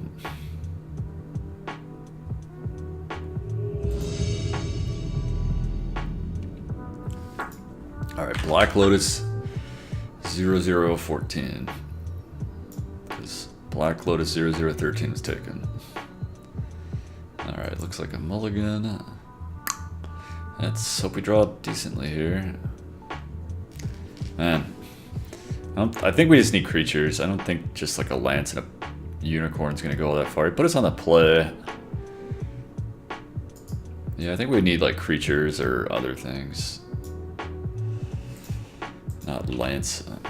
Like I don't think we're gonna go turn 2 unicorn, turn 3 lance, turn 4 equip, and have it be that good. I will say it'd be better than a plains.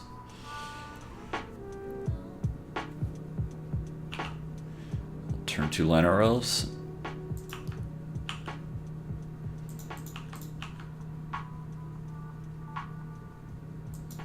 Wrecked.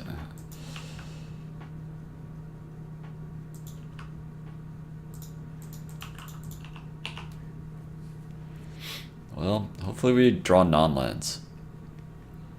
Not sure what else to say. We got a Juggernaut. That could be pretty brutal.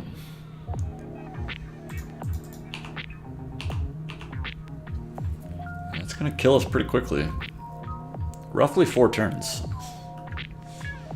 Or at least it didn't have a 5-drop. I mean, another 4-drop's not good either, but even another 3-drop's not good. Yikes, I don't think we're winning this game. Alright, at least we got something that can block big jugs.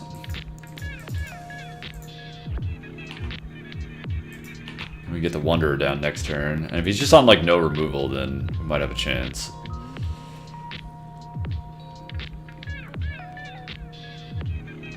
That's definitely too much to ask. So we're going down to 6, so we're just dead if we play... No, yeah, we're just dead now. Okay, well, that was fun.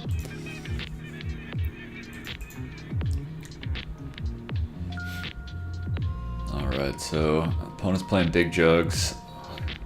Don't you generally want to play when you have Llanowar Elves in your deck?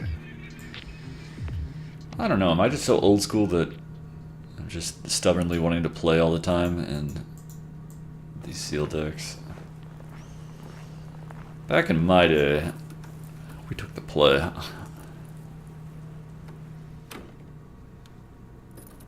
If you're playing Juggernaut and Llanowar Elves, isn't that better on the play? It seems like it's better on the play to me. Alright, so don't think we'll change anything, and I'm gonna play. Call me crazy, call me a rebel. Alright, it's a good hand. Ben Stark said he thought you should draw unsealed, so now everyone's drawing.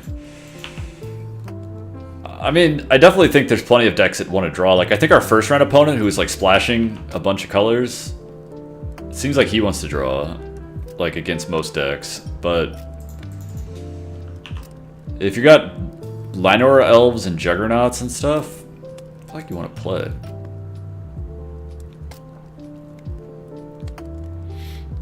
I think we want to kill that guy, but we don't have anything else to do. Maybe we just do want to kill that guy.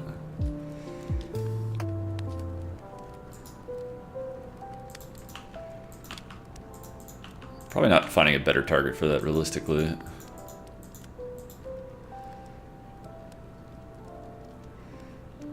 Like, the whole point of ramp creatures is you're kind of trading a card to get ahead on tempo. Very abstractly speaking. So, if you're playing ramp guys, it seems like you kind of want to be on the play.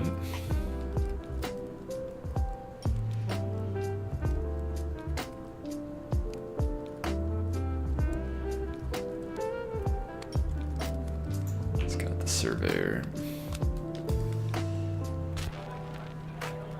He's getting his island. Alright, I don't think I'm going to play Scriptures right now.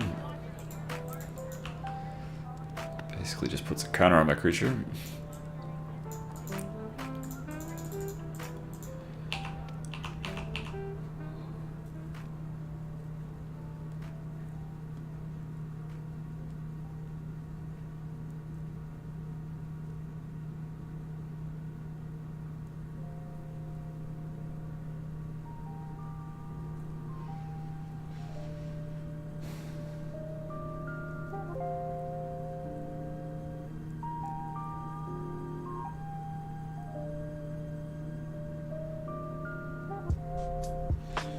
This card is probably worse than I think it is. Or at least worse than I thought it was. I didn't know this was a mythic. How interesting.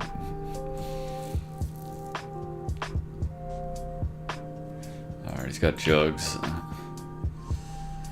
It's kind of a sick combo against our Baird. So he's got all artifact creatures. How obnoxious. So that means he doesn't have to, it's like, basically Baird removes that first ability from him. Busted.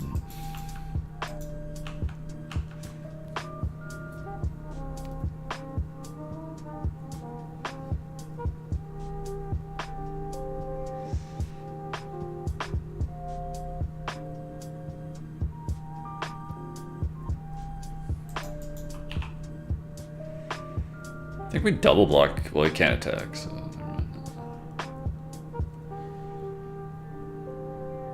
Yeah, it's definitely not an intuitive situation, I'll say. So once I had Juds out against my opponent's Baird, and I kept tapping out before combat. That's what opponent just did. Possibly for the same reason.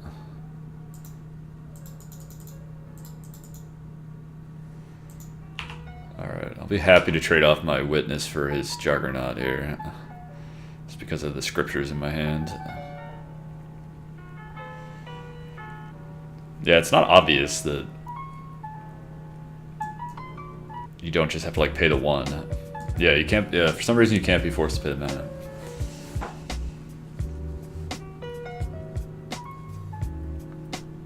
Yeah, he keeps tapping out too. Ugh. Well,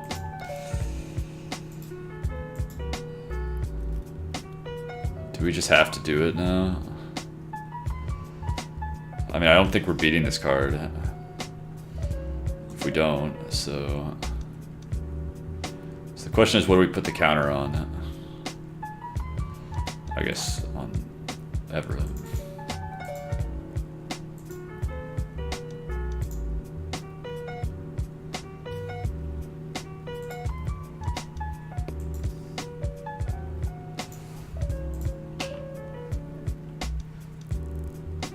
Yeah, that's true. Yeah, if they have Menace creature that has to be blocked, you have to block with 2 guys.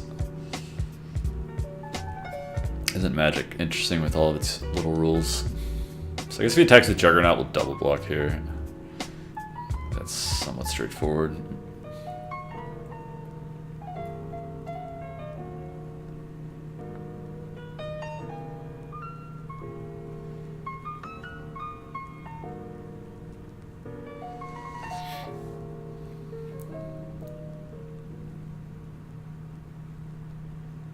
This is like not really a very good deal for us.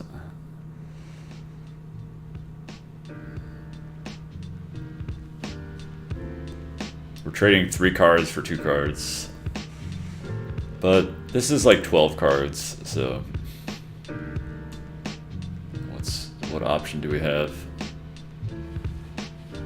Okay.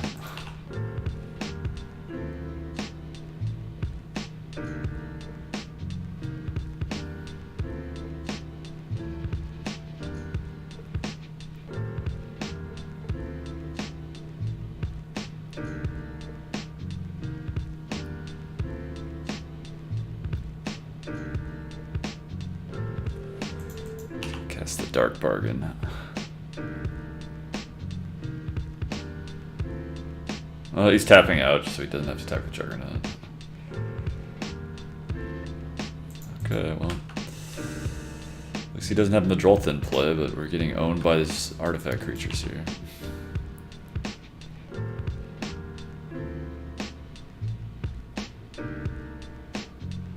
I don't think we're winning this game. If that's not obvious to the viewers at home.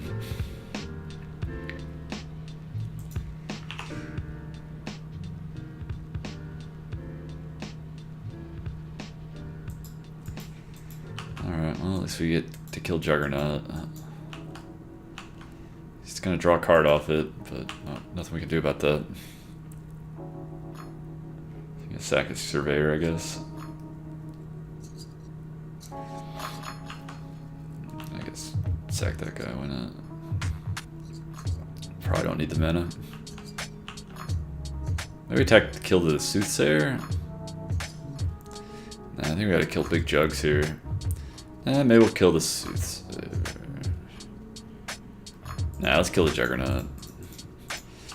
We could draw something that stabilizes our board against this a lot easier.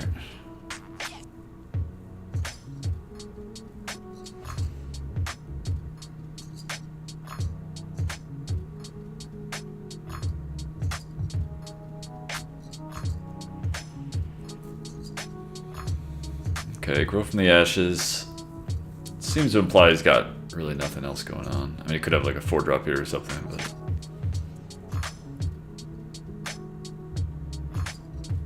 might just have lands left or something. Ooh, that's not a bad draw at all.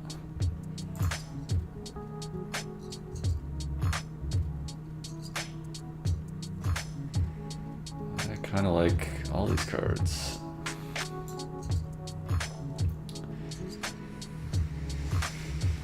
So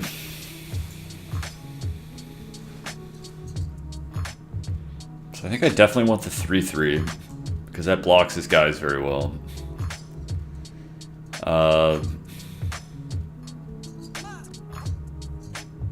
guess the bird is better than the Quinde, but it's not actually totally clear. I've got a bunch of knights I could draw.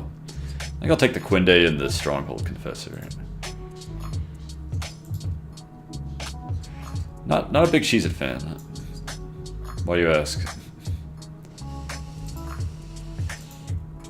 Or is that like a reference to like cheese in the sense of a game?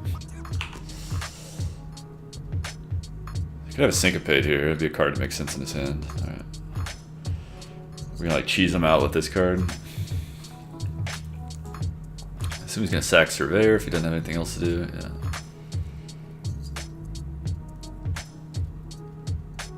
Oh, the burnt ones? I do like burnt fries and stuff. That's always good. Alright, let's see what he's got.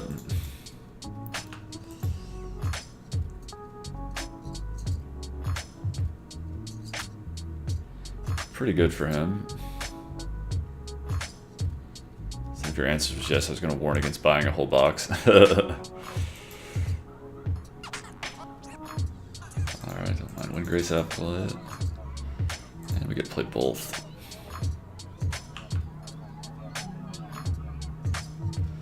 Could kind of be doing it. It seems like our opponent's not drawn very well. I mean, he gets to kill one of these guys with his candle. I assume he's going to do that now.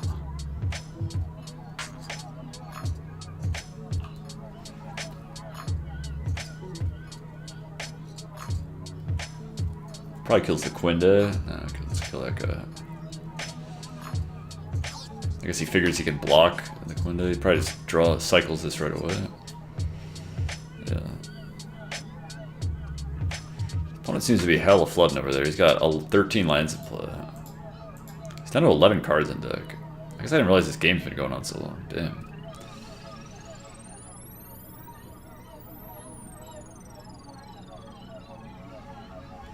Let's play Trapper and pass. I don't think an attack really makes any sense. They just released an all burnt box, and when I saw it, it was the greatest thing ever. Then I ate them. Game is a joke and a half. I mean, it's at least one joke. I don't know about joke and a half. I thought it was the greatest thing ever. I ate them and realized it. That's true. Sometimes too much of a good thing is a bad thing, as they say. I'll trade for his guy. Okay, doesn't want to do that. Go and attack.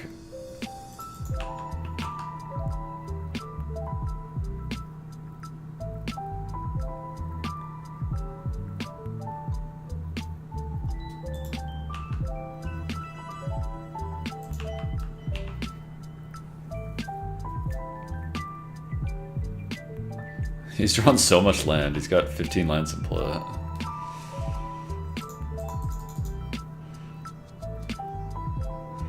Yeah, I could see that. It's kind of like how like cookie dough is like good when like you've got just like a little piece of cookie dough, but when you go out and get like a giant thing of cookie dough, you don't feel good about yourself. It's got 16 lands in play, so he's doesn't have too much left. That's not gas. All right, blink of an eye, so we can play both. I mean, he might have a hard time killing us in 7 draw steps here. Let's play the Particle Wonder, or the Omnivore first. I guess he doesn't have counters up, and probably doesn't have any counters in his deck with just 2 islands in his deck. Yeah, he might just deck.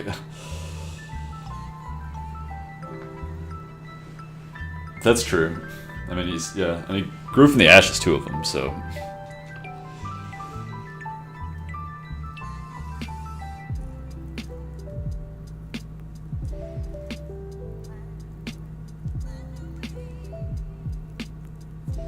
Complaining in the chat? No, not additional complaining. Hopefully he doesn't have any giant bombs left. Ooh, Eldritch Reborn, I don't like that. That's really bad.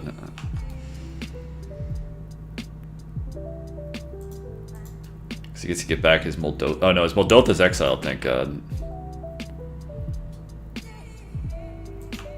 Alright, well it's actually not bad. Oh, it is bad because we have to discard it. So there's that.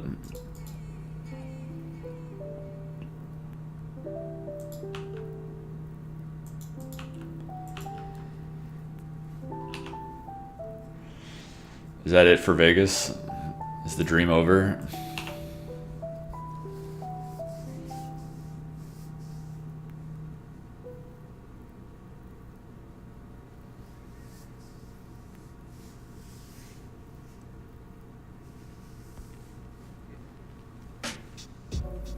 Ooh, Torgar. We go to 10. Alright, I think we're losing again here.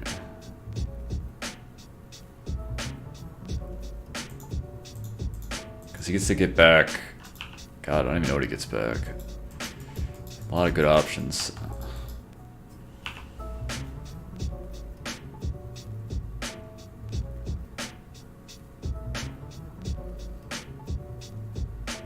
Maybe Evra might be the best option. strep throat, man. I had that not that long ago. I think it was strep throat. I didn't go to the doctor, which everyone told me I was crazy to have something I thought was strep throat and not go to the doctor. But I was like, I'm a virile young man. I can handle it. You feeling better now, though? Can last a good while, strep throat.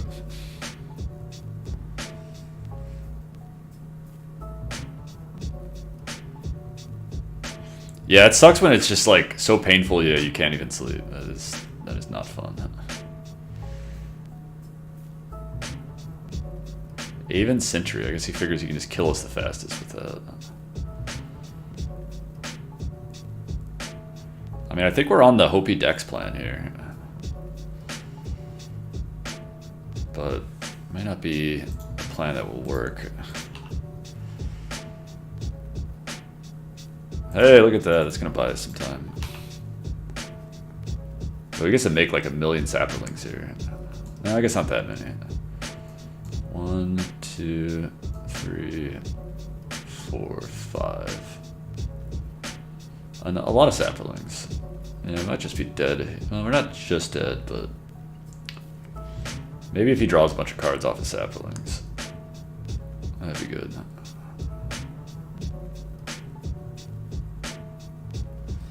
You have to block that. Take 8. Go to 4.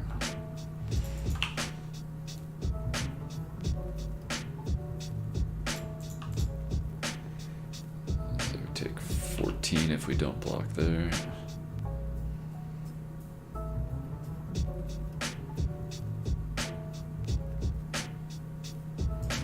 Alright, well that will do it. So lost to Black Lotus 0014. Let's see if we can get 4-1. I think 4-1's doable. Day-to-day was irritating, definitely not that fun. Yeah, like when you're trying to sleep and it's just like the pain of swallowing is enough to keep you awake, and that's fucking miserable. Similar but not quite as bad when like you just got like a really runny nose or whatever and you're just like having to sneeze and cough and have mucus generally circulating through you and you're trying to sleep. That is unfun. That's true, you do swallow just like a lot all the time. Alright, this hand looks pretty sweet.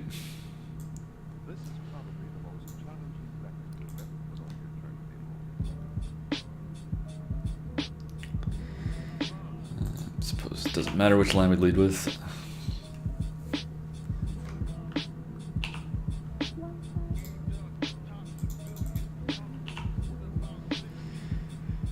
So turn 3 pretty obvious, but probably turn 4 we'll just go with the Aven Sentry, I'd assume. Alright, don't mind that draw. Maybe we go with the Quinda, because it does represent more damage than the Pegasus Courser. Maybe, actually I'm not sure if that's true. Since Pegasus Courser gets to jump the Mesa Unicorn.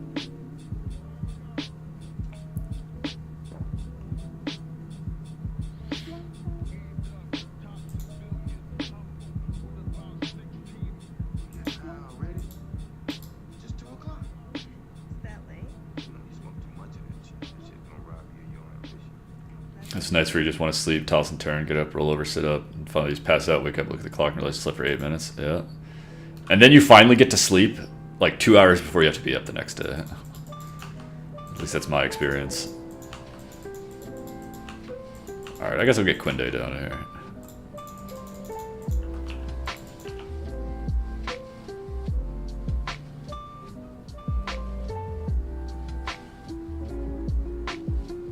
Our opponent is doing hella nothing. Yeah.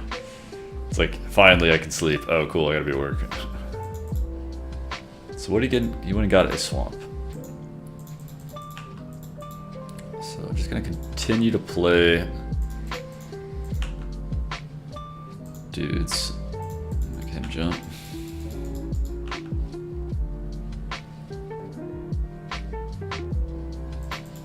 Just going for that chump block, taking 5 down to 10. We get to play Aven Sentry. See, everyone always thinks sealed's so slow. I don't feel like sealed's gotta be slow. They think it's like, okay, play 12 colors and play all your 9 drops. And sometimes it works, but like this does not impress me particularly.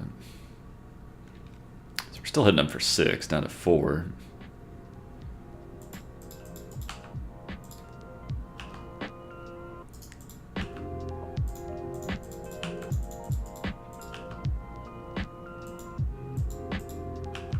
Yeah, I mean, people exaggerate it. I mean, sealed's definitely, you're gonna have like a less cohesive deck, but like you can definitely just get good curves and beat down at sealed too. Like our opponent did nothing this game.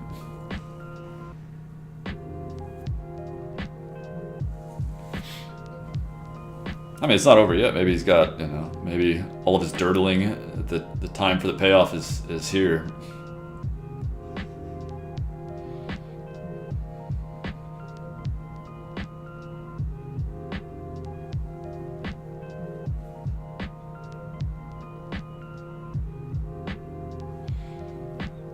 So what's opponent's best play here? Struggling to think of a play that would not result in him dying. Okay. Maybe Lyra. Lyra would be good there. Yeah, Lyra might turn the tides. But that's kind of always true. Glad we didn't get Lyra.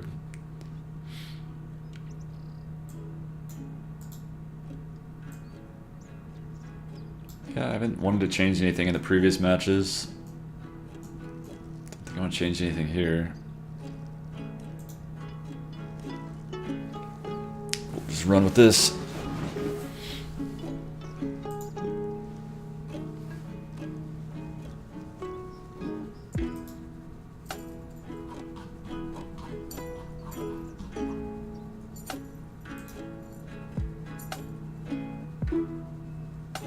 See if opponent wants to play. No one ever wants to play. He just got like totally beat down and he wants to draw here. It's bold. I mean, this hand's not going to punish him that much for drawing, but still keep it.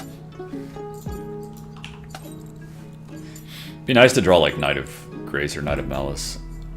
I guess Knight of Malice would be better.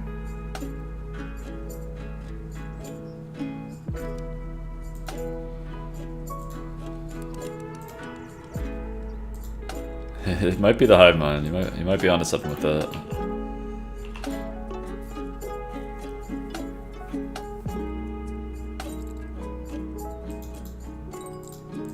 Alright, well I was hoping to have a play before turn 4, but looks like it wasn't meant to be. It's pretty good for my opponent's dirtily deck. We'll just get down Aven Sentry next turn.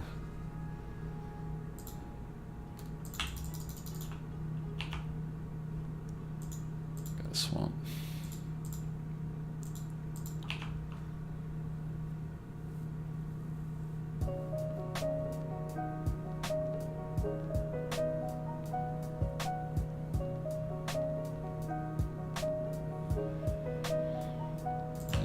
We'll trade. Don't see much else happening with the Aven Sentry.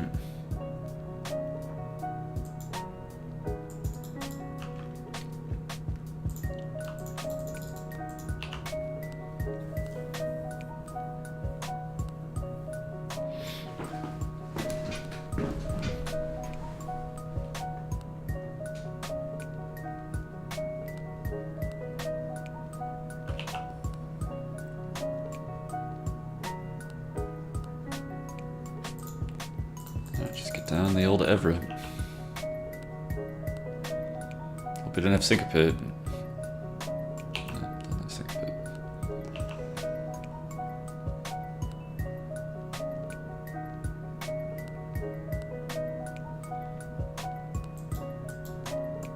I've heard some pros don't even play this card. Though I assume that probably applies more to draft than sealed, and it's got to be somewhat deck dependent.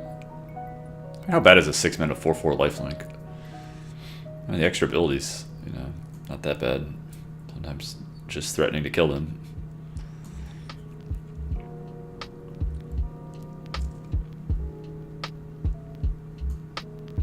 least changes how they have to play. Which reminds me of, I guess maybe it's a throwback to the personal avatar. I always liked that card. What does that card do? I just remember liking it. Like throwing it into decks as a kid. Personal avatar. Or personal incarnation. That's what it's called, personal incarnation. I guess, let me see that sweet revised art though. Oh yeah, dude, that card was the sickness.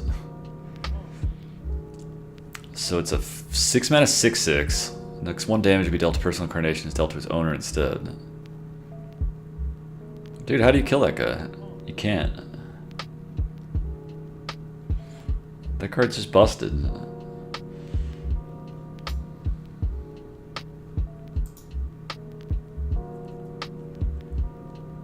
On Sarah's Wings. Well, the good news is we've got Gideon's Reproach.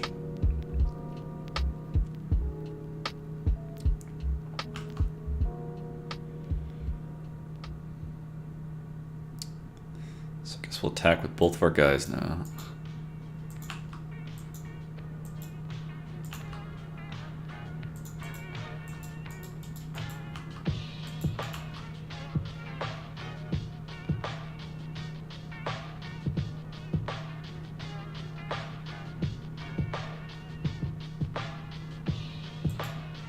Yeah, I thought you might want to block.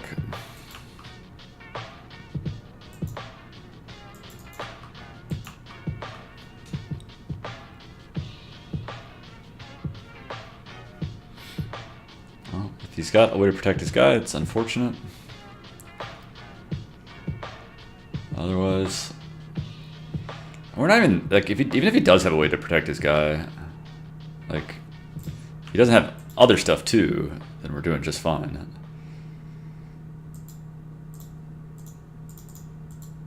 Because I mean, there's the ever-present threat of Evra Halcyon Witness.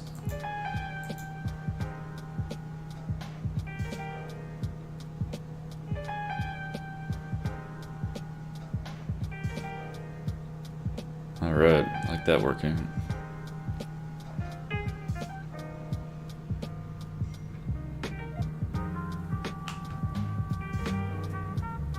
So he's gonna get On Sarah's Wings back. He's getting Skittering Surveyor. Why would you get Skittering Surveyor there and not On Sarah's Wings? Makes zero sense to me.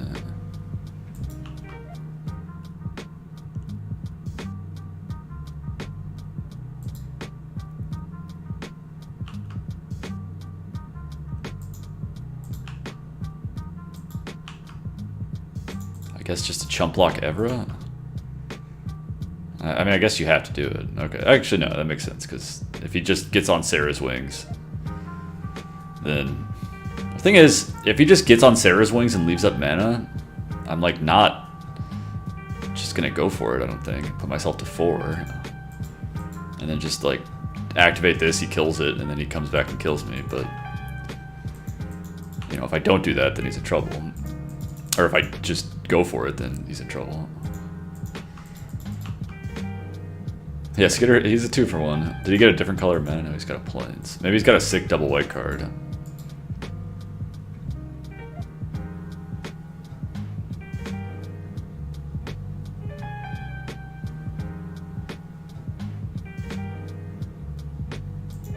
Got the turtle. I like turtles.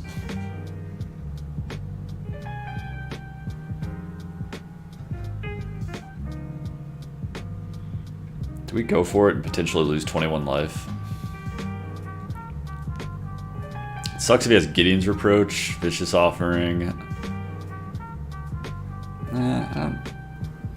Probably can do that like anytime. Let's make him deal with this Acolyte instead. Like, he's definitely not playing like he's got a Gideon's Reproach. But that'd be a pretty large blowout, I think. I don't know. Maybe that was a bit cowardly. Because like I said, I don't think he's got Gideon's Reproach there. This Vicious Offering would get us as well.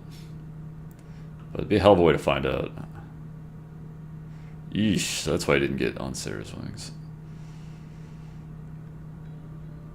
Well, now we are gonna have to go for it.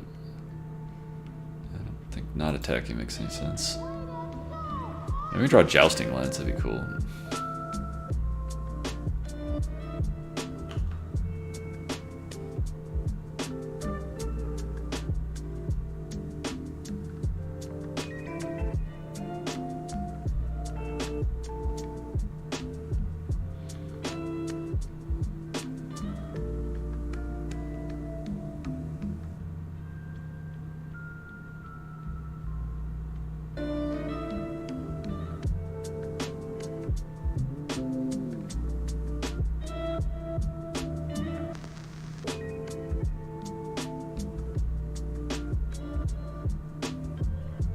Icy Manipulator. Alright, well. He's gonna chump block with Rona. If we drew a removal spell there, it'd be pretty good for us, but didn't do that.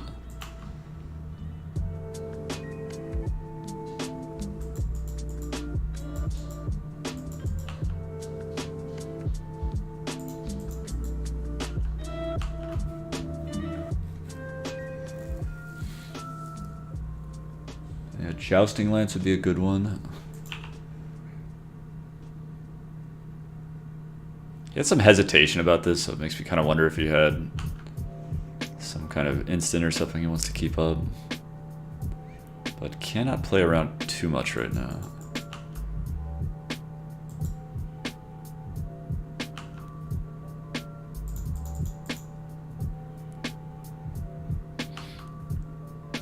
Yeah, the turtle with the wings is going to be a good one.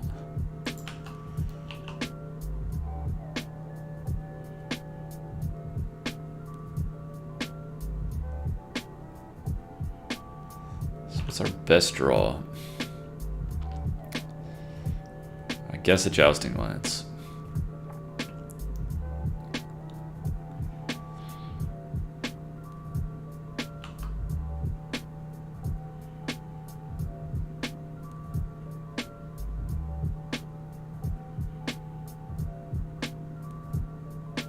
I'm not even sure about that.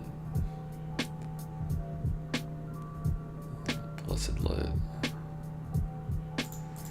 It's going nowhere. I mean, Jousting Lance is still not racing this guy. I don't think we have any way to remove Icy Manipulator. Or on Sarah's wings for that matter.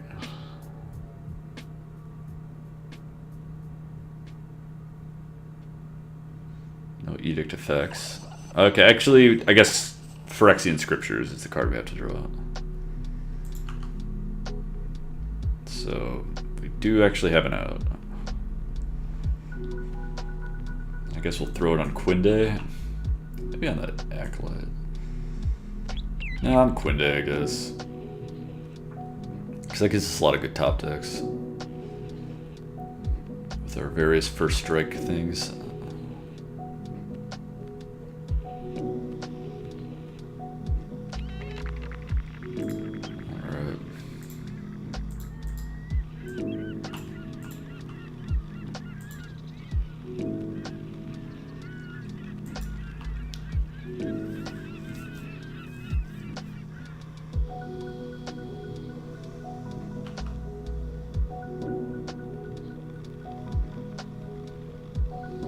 Do we start chump blocking now? I think we chump block now if we can.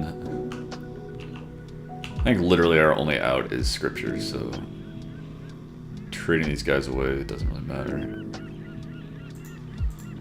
Or not trading, I wish I was trading. Jumping with them. Jousting Lance. Still doesn't really do much.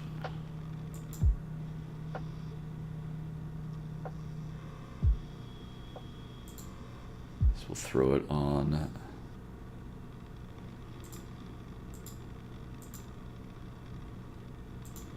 this guy. He's just gonna tap it because nothing else does anything.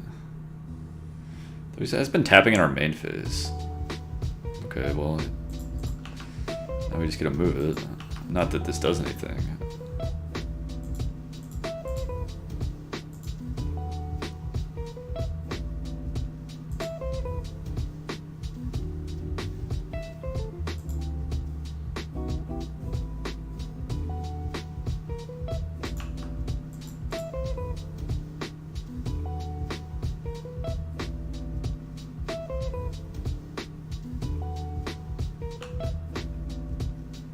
Get you.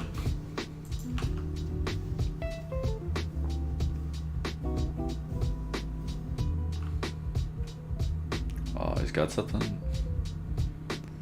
Wrecked. Well, that's actually good that we got that out of his hand in case we do draw our scriptures. Will give us an out. I mean, that because that would have screwed our scriptures. So I think we block again with the Windgrace Acolyte just because Icy can start tapping down blockers. So every chump block we can take, we have to take now.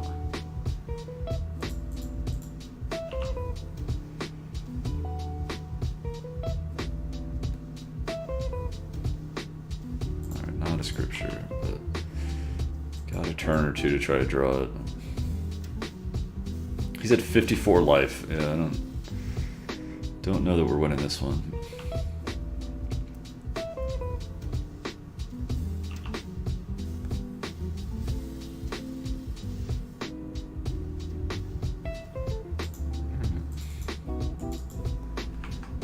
Whatever, I'm just gonna play it and pass. Technically right to make him tap something first, but not sure that's gonna matter.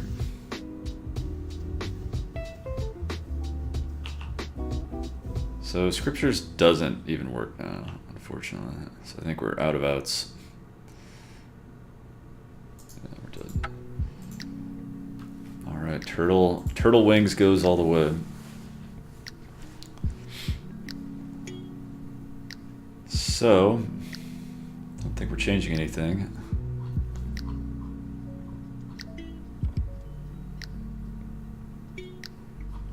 Game 3. I'm gonna play.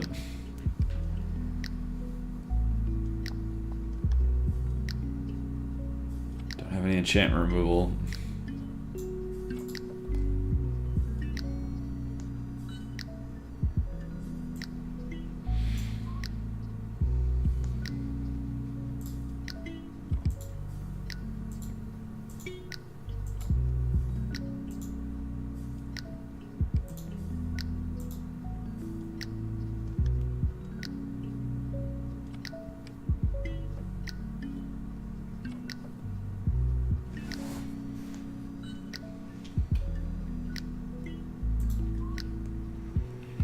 Hand looks fine.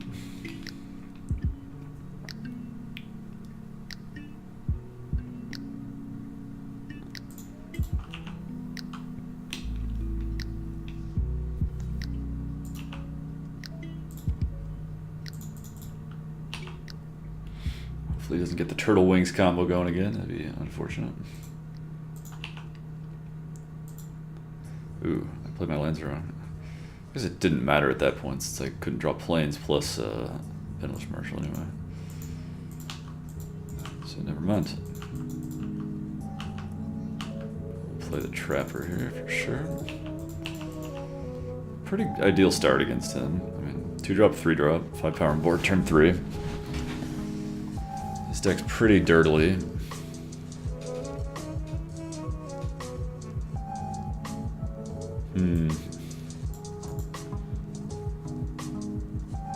Do we just Gideon's Reproach here? I think we just Gideon's Reproach. Nah, may not. I guess not. We just trade, and then we'll play Sergeant of Arms unkicked.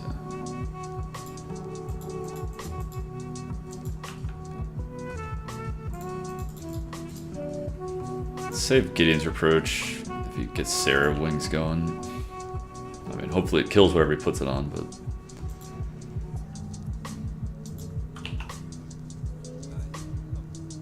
Probably not a bad draw. You know, Syncopate.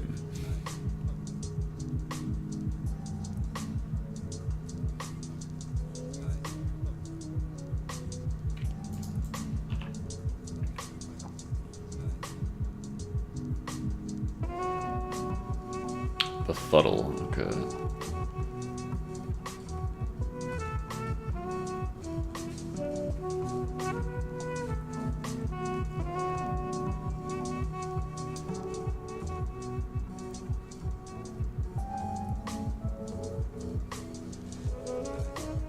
Teferi? I Actually, don't think that's going to do a lot unless he's got 2 mana. 2 mana something. It's going to buy him a little bit of time, obviously.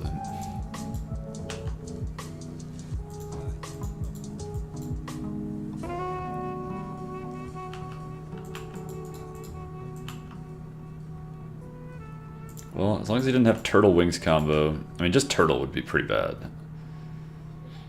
Turtle Wings would be even worse.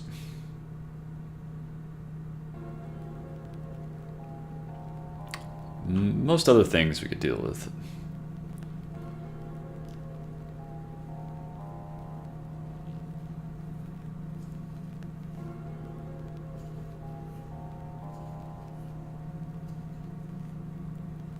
There's the moment of truth. Does he have the turtle? Answer is no. Jousting Lance. Does have the Jousting Lance. I think we're okay with trading Mesa Unicorn for his guy.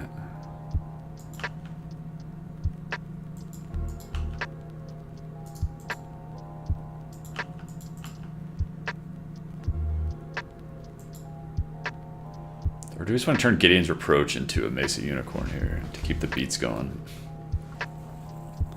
I think we do. As lame as it is,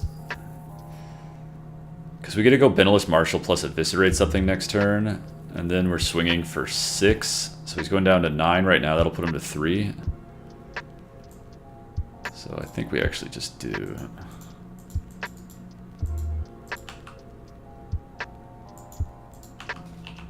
I think we're drawing Beneless Marshal next turn.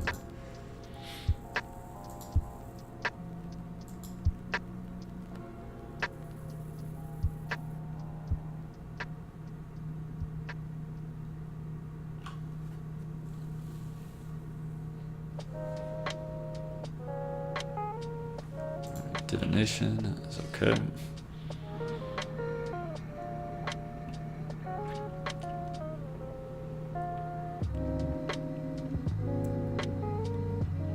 Is he splashing for Whisper? Not a very good splash in Esper. Not sure if we saw other black cards.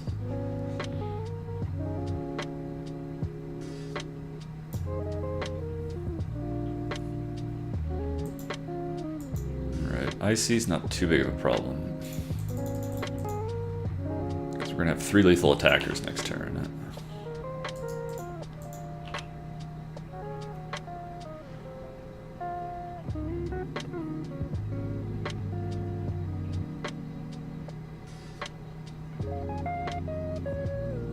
So we beat a turtle. We beat many creatures.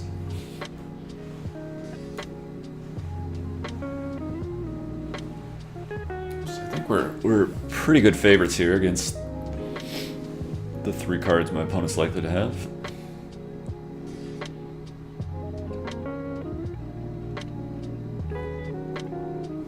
Not sure we saw anything in his deck that would be like a giant issue.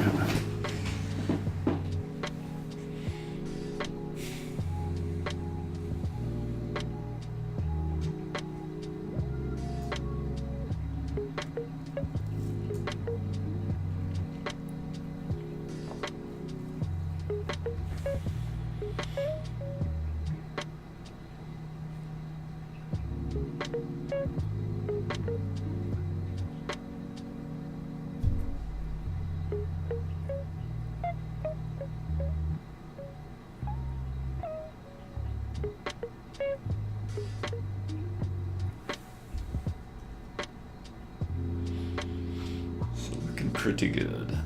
He's not windmill slamming any plays here, so always a good sign.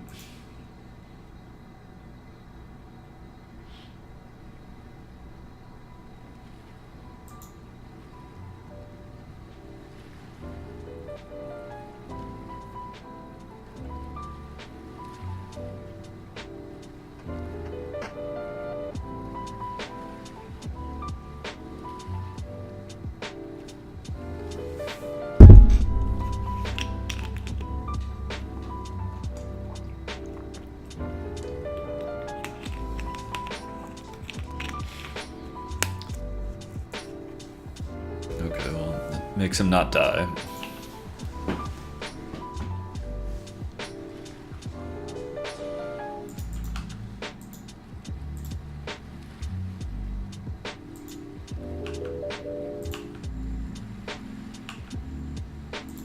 But it's gonna need something next turn.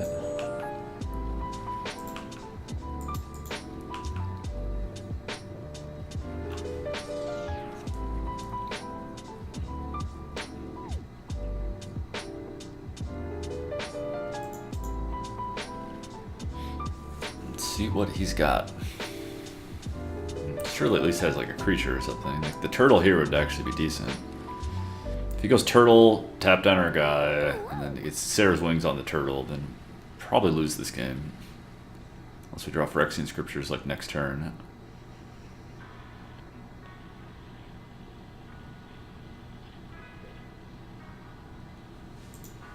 Alright, so hopefully he just throws like on Sarah's wings on this.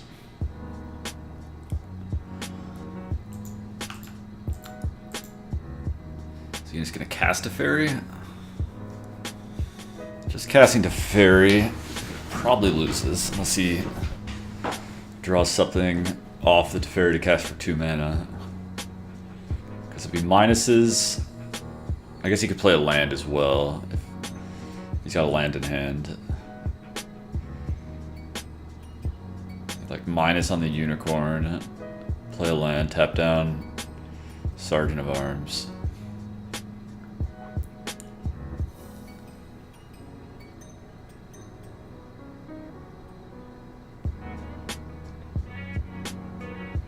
Alright, well, that's gonna keep the game going, unfortunately.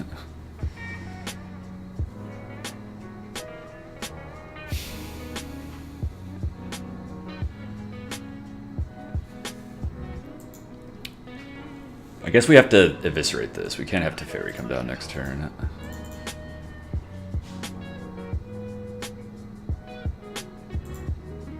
And we'll make him trade off his unicorn.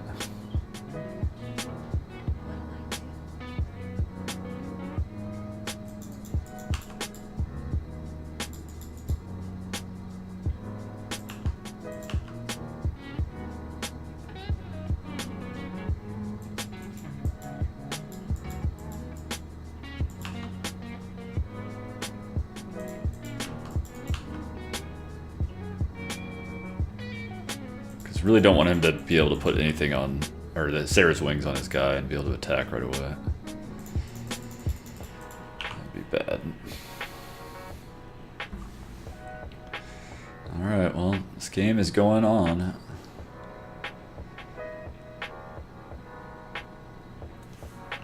Alright, I like no play here.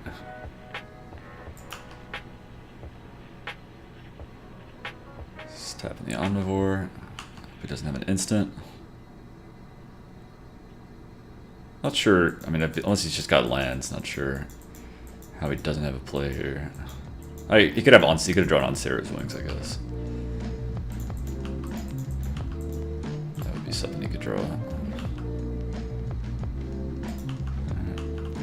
Let's hope for the best.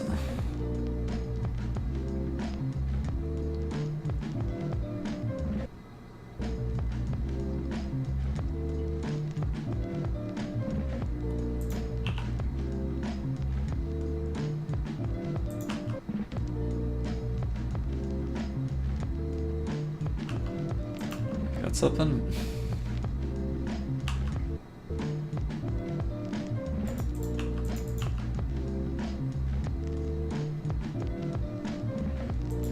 Okay. Fair enough.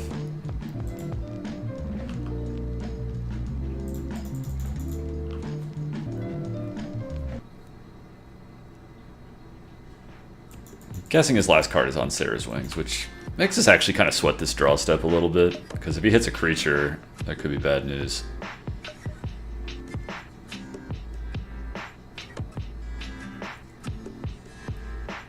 It would have to be a creature that costs... Yeah, it's a fair game. GG. Is he complaining? Like, this guy killed us with Sarah's Wings on a hexproof 4/5. Like, he's complaining that we got lucky, or that it's like an unfair game. makes sense.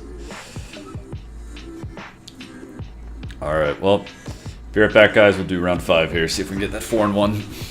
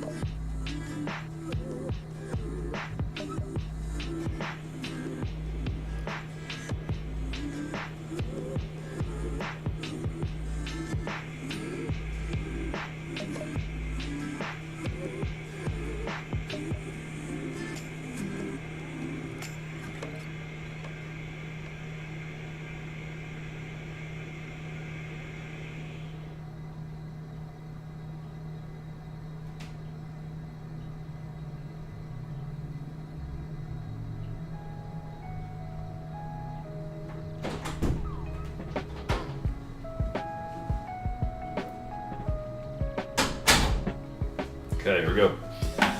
Round the 5th.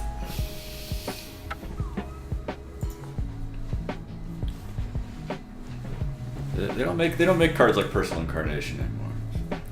Mainly because they're terrible, but 6 mana 6/6. I mean, it's not really dying in combat. That second ability where you lose half your life is pretty rough. So there's that.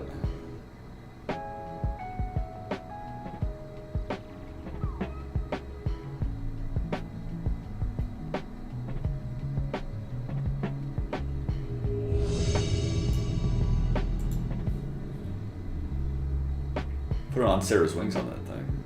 So we're in business then. Alright, Caboose. Or Caboose 3.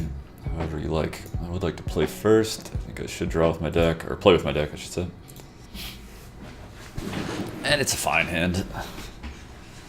Lead with the plains for Benalish Marshall.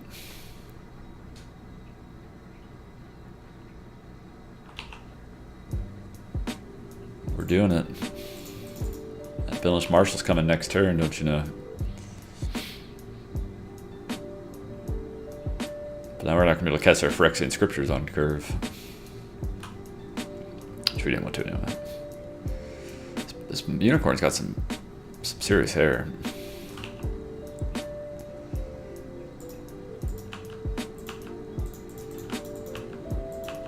All the unicorns.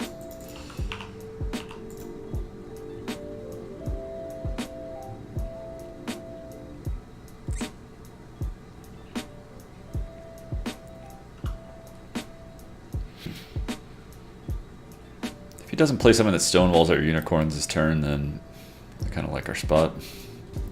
If he does, then, you know, it's a game. Okay, it does count as something that stonewalls our unicorns. So I'll just go pass. If he attacks, do we double block? Could go poorly. Probably not.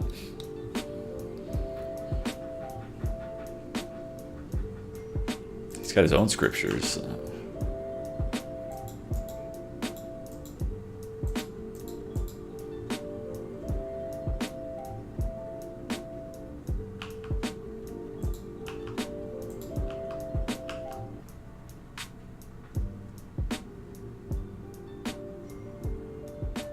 you want to attack into our open mana here. Doesn't give a fuck. I guess we might as well chump block because they're going to die to the scriptures anyway. We have no way to remove that.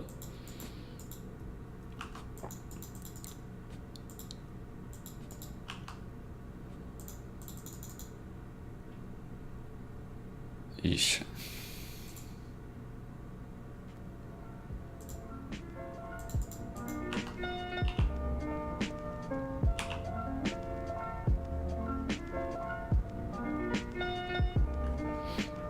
gonna have to do a little better than that. So we gotta gain a little bit of life though, at least.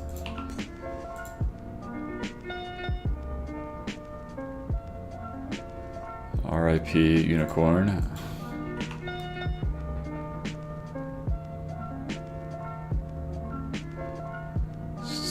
Particle Wanderer could stabilize us, maybe. Maybe not.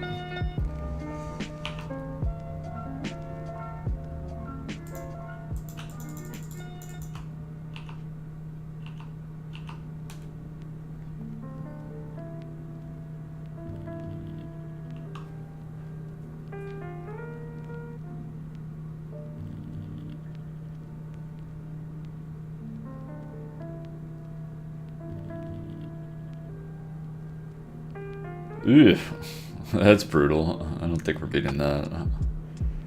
He's really not equipping? Or I guess... Yeah, he's really not equipping. Could be attacking for like 30 this turn. All numbers approximate.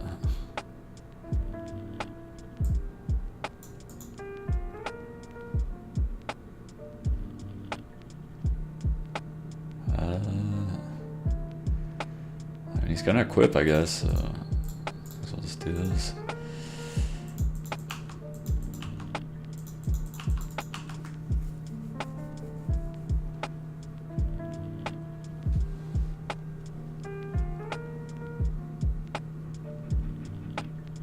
Die Winkel ändern sich im Leben im Dreieck die ganze Zeit. Dafür gibt es eine Ecke für die Begeisterung, eine Ecke für die Disziplin und eine Ecke für Pragmatismus. Alright, hope he doesn't equip for no reason next turn. Das bedeutet, man muss sich beugen können.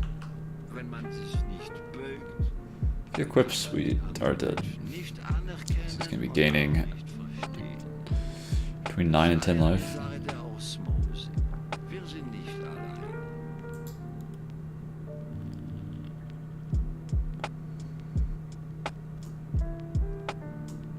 He's got all the colors over there. I guess, do we know we got the forests? I guess we did. Yeah, the old 10-10. So I guess we need an eviscerate here.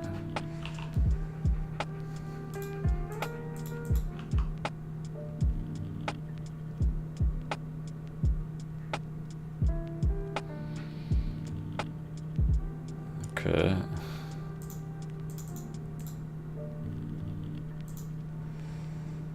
Don't think that's gonna be enough, but maybe he makes like a really bad block.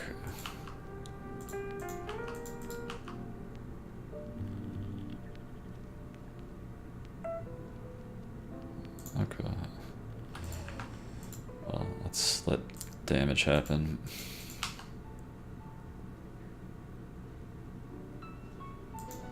What? I set the in combat thing on his. Oh, we're just dead now. I mean, we're still gonna probably lose that game because he was gonna. Oh, it's so dumb. I set the stop on his in combat step instead of mine, and yeah, that's unfortunate. We're just gonna lose now. We're probably still losing anyway, just to that sword, but yeah, that was brutal.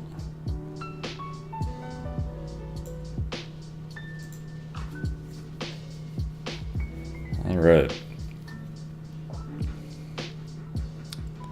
Yeah, let's just run it.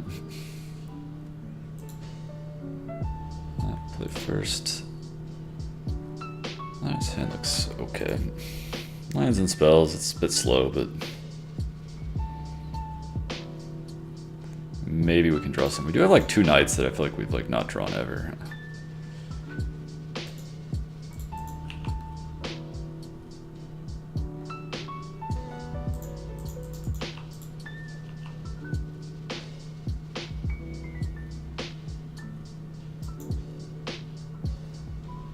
Does he have all 3 colors? Is that what's going on here? Or did he not have black last game? He had black last game. He had all 3 colors, all 5 colors. Turns out there's 5 colors in the game of Magic. Alright, he's got the Pegasus. 5-color aggro. I think we just get down the omnivore. Don't think we want to eviscerate anything.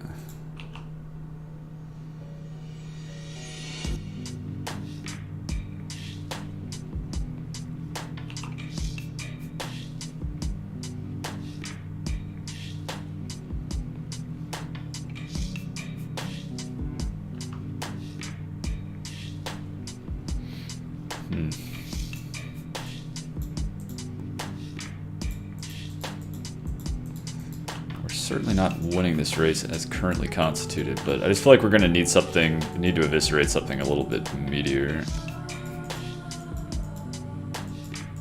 So I guess we'll play Knight and Jousting Lance this turn. And then maybe we get the Halcyon Witness down next turn. So we can start to catch back up in the life race.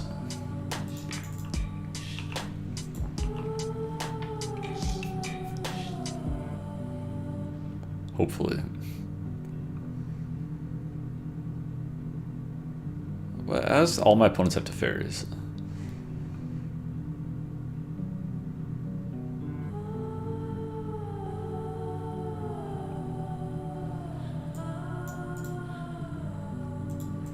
Alright, let's go ahead and attack Teferi.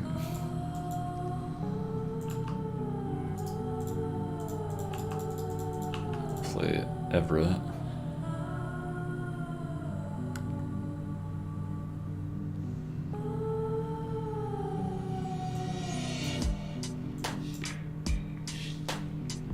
I want to get rid of the Pegasus. On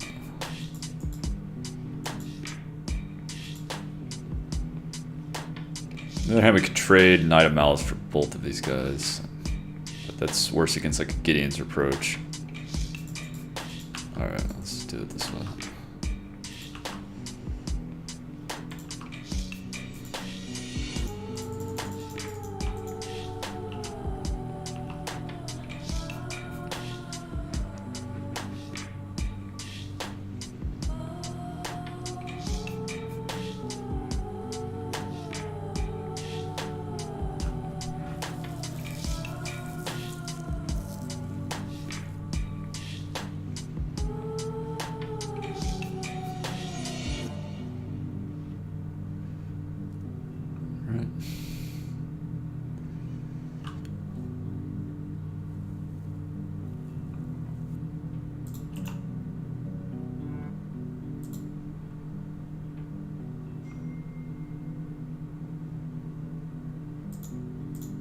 Really matters, but I guess we'll quit.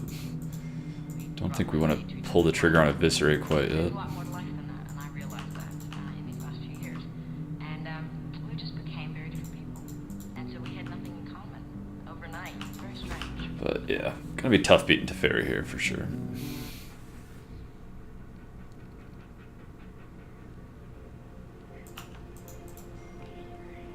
He's got just all 5, just domain.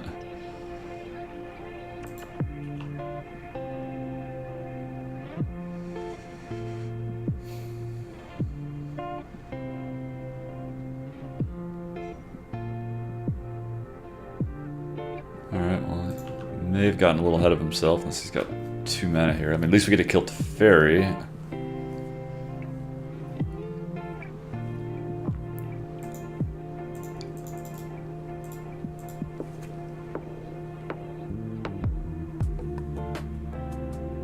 We're not dying or anything. Turns out he's got it all. Basically done here, but I guess we'll go one more turn. Not just dead next turn.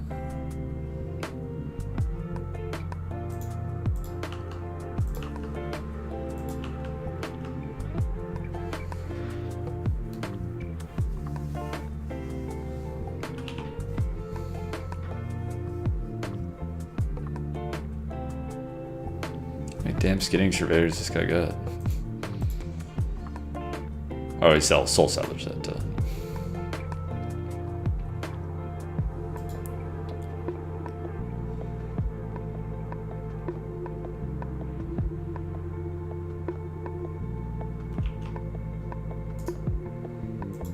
trying Ever here. He just gets to minus Teferi on it again and kill us. Cool. Alright, well 3 and 2, not great, but not terrible either. So I think it's going to conclude the stream for today. Thanks for watching, fellas, and I'll see you next time.